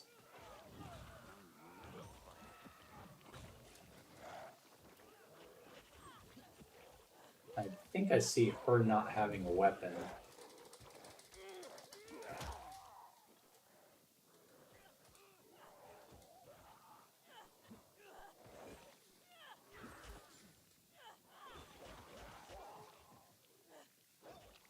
I need to be able to determine, yeah. Okay, so they are still working as expected. It's just about turning these guys slowly back on. So a couple of females are not working as expected. They're still not throwing the reinforcements. But technically there's no commanders here. So let's say if we bring commanders in.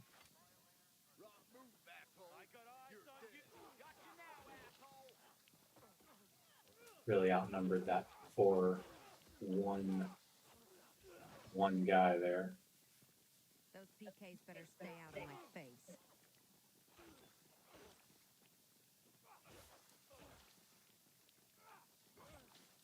So does he also not have a weapon? No, he's got it. They're just doing this weird thing where they can't get the distance. I have noticed this bug before where it's like they're trying to get to a location or something and they literally just can't.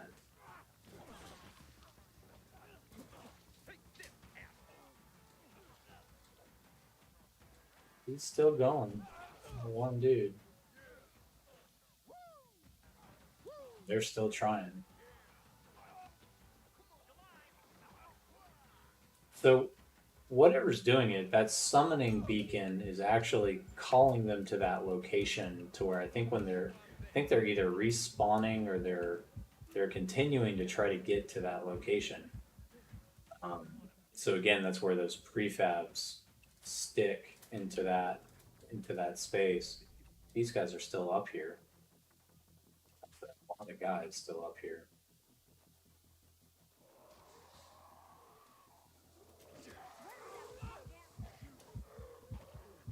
Yeah.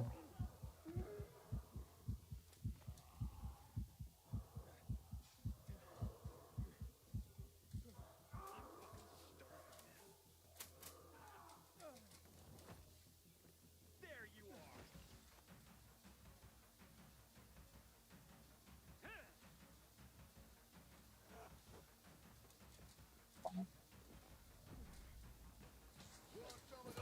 Environments now made them brave. Okay, so for this, there's a couple of the females that are not getting weapons for whatever reason. So let's say human. I need to also wrap this up so I can get off of this for a little bit. Let's see, human profiles, and then let's say PK. We know that the females are inheriting everything from the male characters, so why that one female wasn't working. So we have this is inheriting, so it gets this and this. They don't have their own set thing here. Commanders. Yeah, so for the ground guys, they're going to continue to get these ones that are set up to be. She could be one of these soldiers, which I haven't fully tested what they're specifically doing with the soldiers, but bow, woman bow. She could have been one of the bowmen that didn't get a bow. I haven't actually seen the PK bowmen with their bows in a little bit. So let me say weapon set, PK bow. Let's check this really quick and make sure this is still working.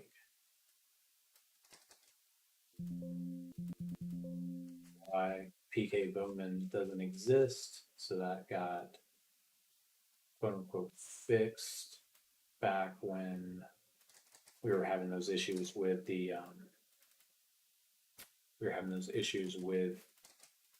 missing bows in the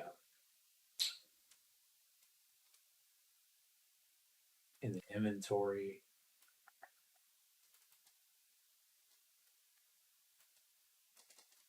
I'll just give them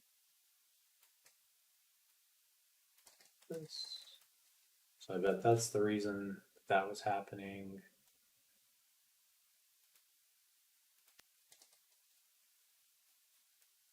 So bowmen will now have bows. And with the weapon presets, these are actually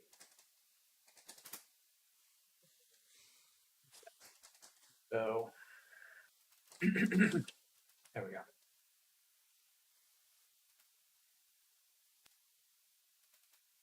That's probably why.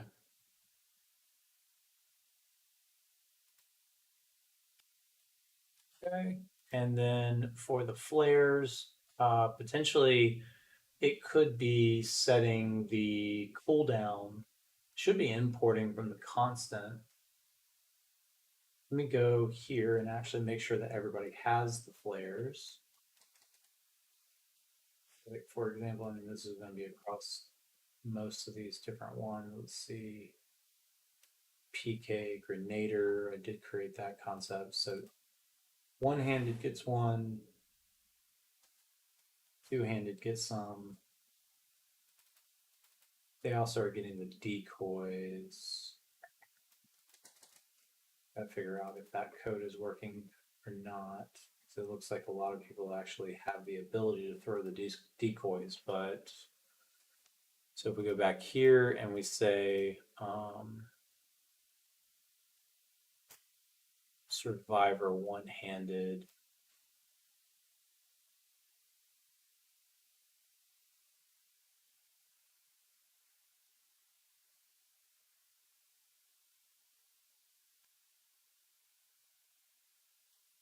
And again, it's one of those things where what I'm going to do is I'm going to go to the constant folder, and for now, I'm going to turn back on UV flares so that the people with UV flares will use them, and then people will, without them, will potentially still try to throw their weapon. But I would rather have that working. Well, no, I think I'm going to leave it. I'm going to leave it for now, and we'll come back to this. So let's go ahead and get some of this released here. So we've got the PK spawner that doesn't need to go out. Got all these new Bowman profiles and everything. Weapon presets. X4 Bowman. Those. I think also that was a problem with the hub. Let me go check really quick because I think that was actually a problem with. You guys haven't been saying much, so now I'm starting to sound like a crazy person talking to myself. Appreciate that. Appreciate that opportunity. So they're also going to use this, and so let's make sure that that's what's set up properly. Yes, so everybody got that fix. So, and then I'm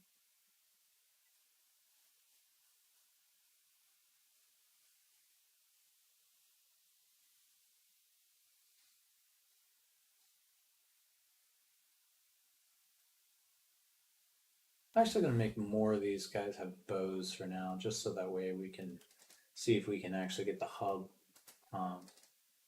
guards doing something. The hub guards are currently just kind of standing around, so let's see if we can get them to actually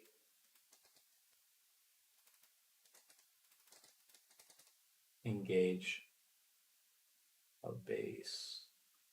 Let's try that out. I don't know if that, I'll need to go test that really quick, but that will determine if everything's working with the bows again, so let's do that.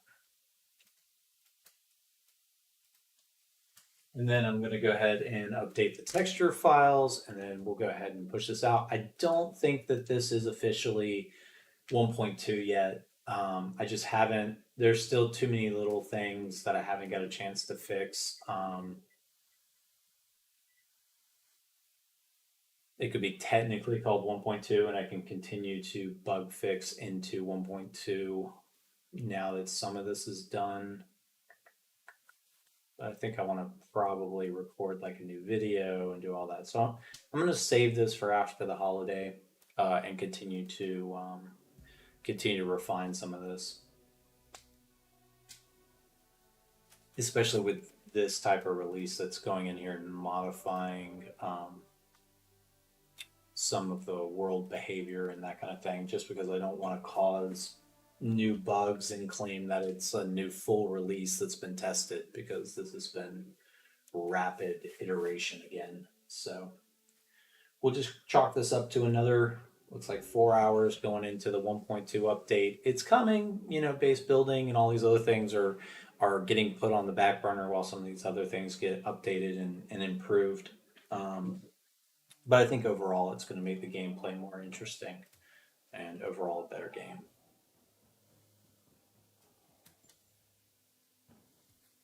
Let's go see who shows up on the walls now.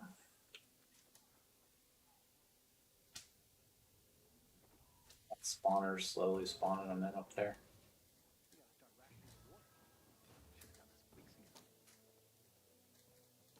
Ah, see?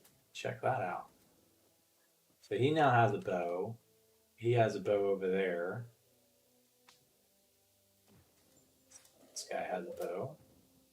Yep. He has one as well.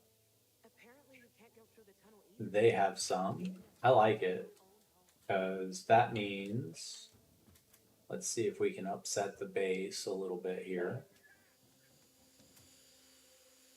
He has one. And then he has one. So everybody on the walls has a bow. If I could make that a crossbow, I absolutely would. You guys know I would. I'm going to continue to try to figure out how to make those into crossbows and actually get that working, but they don't have a lot of that logic actually working right now. So let's bring down some base challengers here.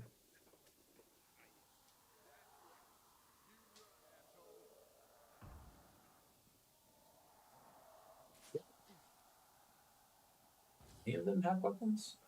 An intruder! I need backup! Pull this bow down. Yes! Check that out. At least he shot one. I saw him shoot one arrow. He just shot that guy. I love it. Yes. All right. Now we got Bowman shooting down from the walls. Let's go do the same thing out in the front of the base. And I'm going to be adding more guards to the walls in the future as well. I've been attempting to get that working correctly. And so far, hit or miss for sure. Let's see if we get some guys out here.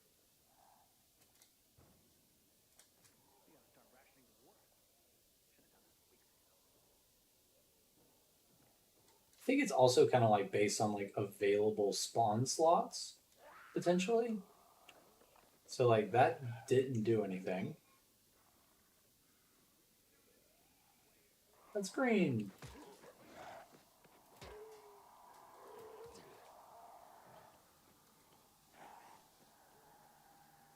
Ooh.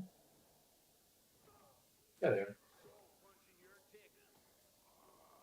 Yeah, so it's like an availability kind of system is. Anyone bring any hooch? Back the fuck off! There we go. We got some guys coming up to the walls here.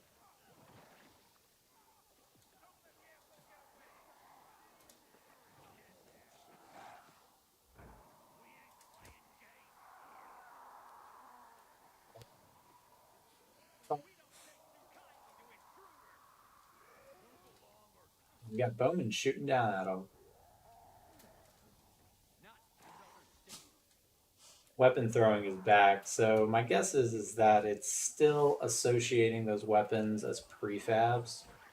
And so I'm still going to have to figure out how to change it from a prefab so that doesn't happen. But we got Bowman shooting down off the walls.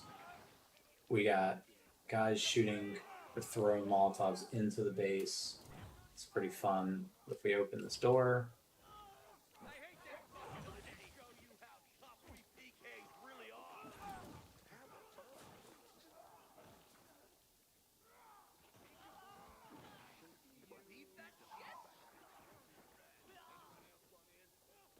men are actually working. Pretty happy with this one. They just wiped them out, though. I don't know if it has something to do with the weapon damage of the weapons that I've given these guys, but I have noticed that the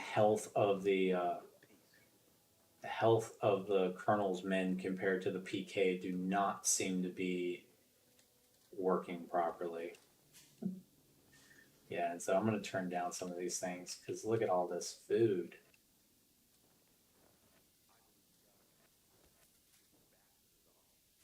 Plus, the amount of loot seems like it's just a little too damn high in general.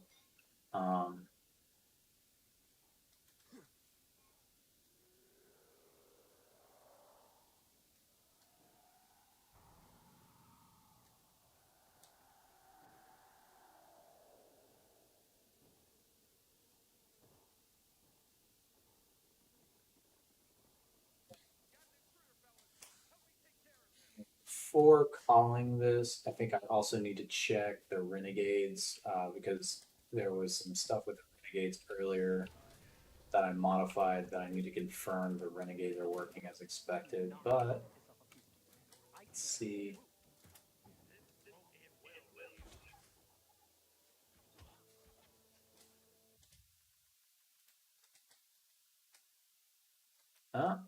We got a missing arm. That's fun. Looks like we still got a gap issue on one of their sleeves. Is not set up right with his armor. It's gonna have to wait till next time to fix. Why is this shit happen to me? Better not follow me. It's pretty good though. You happy? I submit. I'm leaving, man. It's what happens at night. Let's switch really quick. See if I can. I don't want to piss off everyone. So what's a good way to die here? My sig's in the barracks. Switch to night, and then I've got 6 of those. So let's start a chase. Start a chase and see if we can get.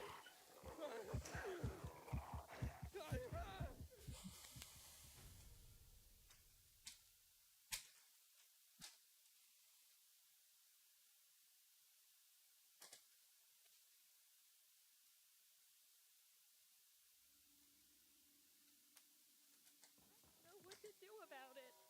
Where did it take me?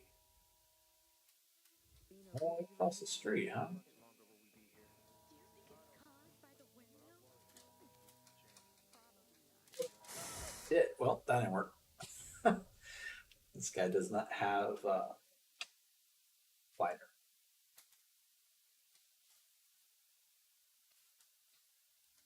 Ooh, who have we You here? have to decide. Shaken. You going into business with us or not? Have they All these guys now have bow and arrows. Affected me? I don't know, man. I can see a few It's exciting. You don't understand. They should actually start to fire down now.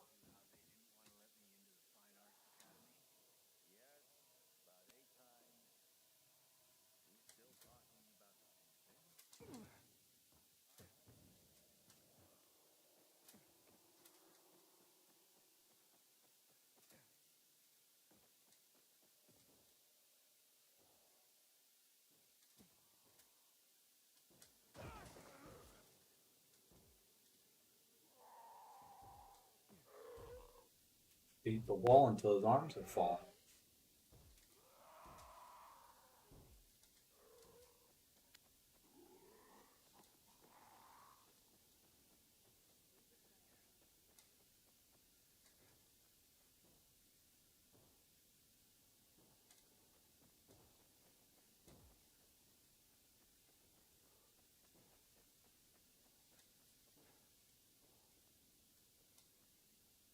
Okay, bowman should be in place.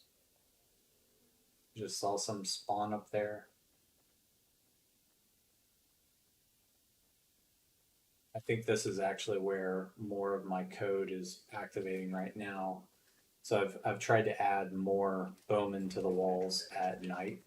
So more of the citizens are in bed, and should be more guards than it should be people, but they still work through the night as well. I thought it was kind of dumb that they gave up because obviously they should be reinforcing the city. But once they start to make noise, I'm going to turn that back down because I'm going to try to make it to where the base itself generates more noise. And if the base is generating noise, it's going to bring more and more zombies down on this location. So we probably need to actually leave this area now that it's not officially night yet.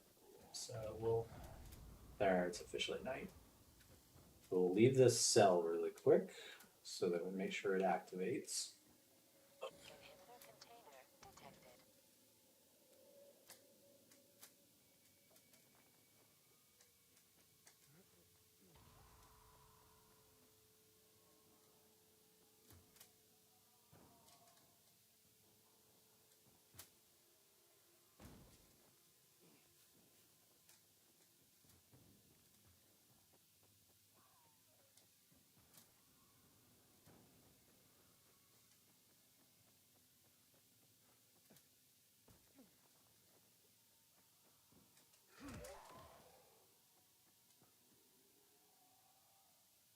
where we're actually getting the nighttime spawns in the city here. I don't see any screamers or anything yet.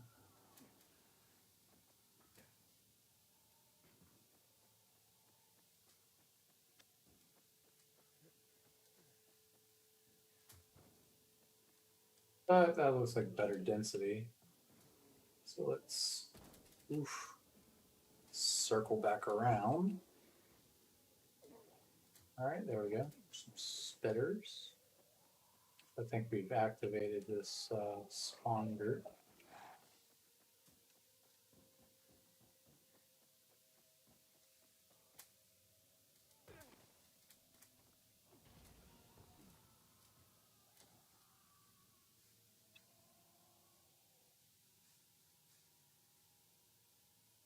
I'm not quite seeing the city alive like it normally.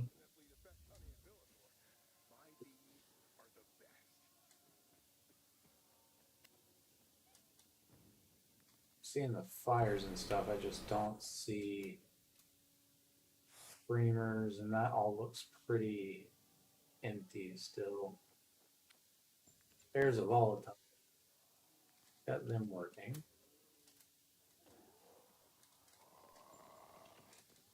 Spawn system, keep up.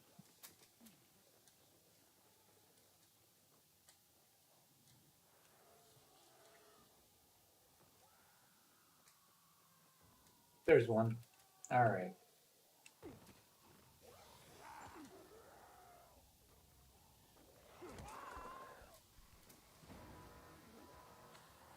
Make it back.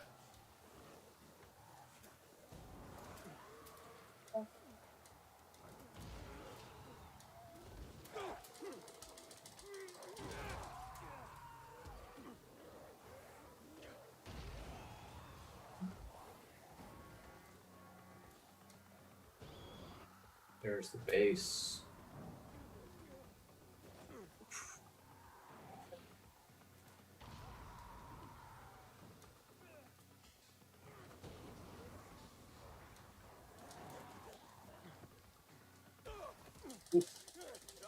There's my bloody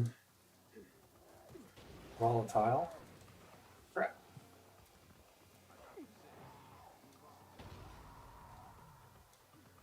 Better start shooting, dude.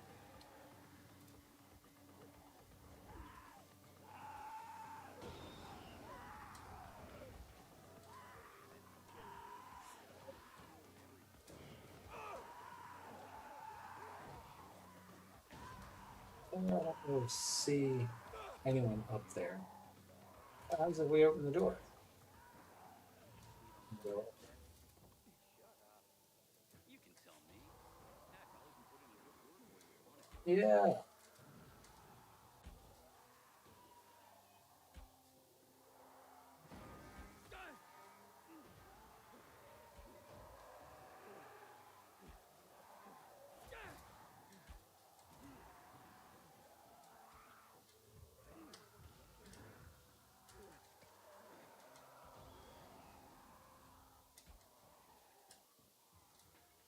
Volatile shooting up at the base.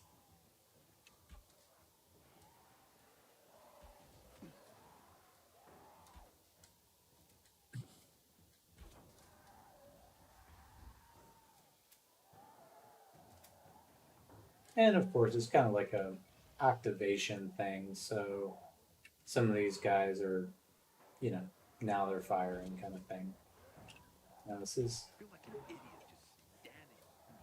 kind of, one of those things of can the bullets actually get out kind of thing. But I want to try to upgrade it so that more of these guys are in positions where they can actually shoot down.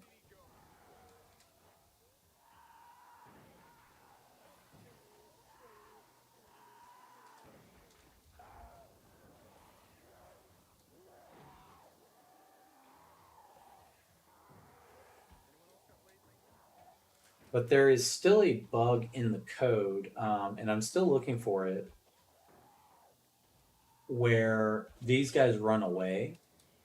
And so there is still something happening, and it's in the base game. I have confirmed that it's a base game bug that causes some of the volatiles. There's only a certain number that will target the player, and the rest will run away. So they're spawning into the world using my code, but they're not actually sticking around past that point.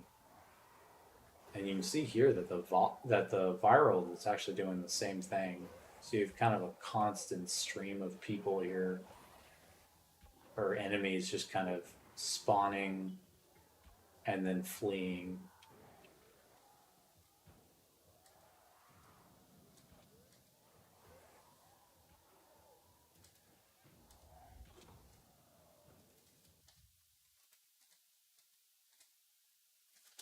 See.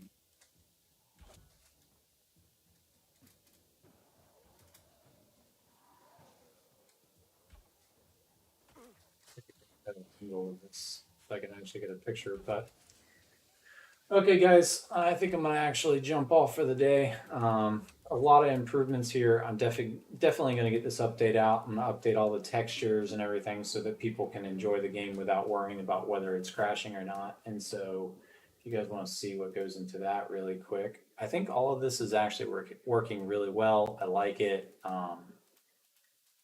Those bowmen on the base walls for Metro Hub.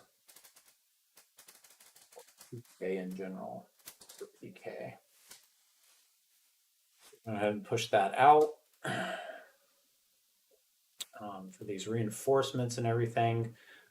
Basically, what we're going to do is we're just going to go ahead and chalk that up to in development. So some of that can't go out right now, but it's technically in the game. Whether they use it or not, I'm not sure yet. Based on what I was seeing, I don't think they're using it yet. But we'll just stash these for now. Commander spawn test. Then we'll go ahead and yeah, I'll just go ahead and show you guys kind of like the process here, getting it all out, so that you guys are aware of how I'm doing it. But basically, well, actually, I'm not gonna tag that onto the video. That'll just make the video longer. But thank you guys for watching. I appreciate you guys' support and everybody jumping on and continuing to give feedback. It went a good while there. Basically, from this, we now have the Colonel's men are behaving much better inside the world. The PK are behaving much better. The bases now have bows activated. I've gone through and I've updated a lot of the commanders, so the commanders have unique looks and feels. And let's see if there's any others. I've reduced some of the blue for the PK, so it's a little bit more realistic, a little less flashy. And then the Molotovs have been fixed for the Renegades, and the Renegade logic has been updated pretty drastically to make them more interesting inside the world. They will also be able to now summon their own groups. So I'm going to go ahead and end the stream. Thank you guys again, and I look forward to talking to you guys next time. Happy holidays. I hope everybody has a Merry Christmas or a happy holiday in general if you don't celebrate Christmas, and I look forward to getting your guys' feedback and hearing from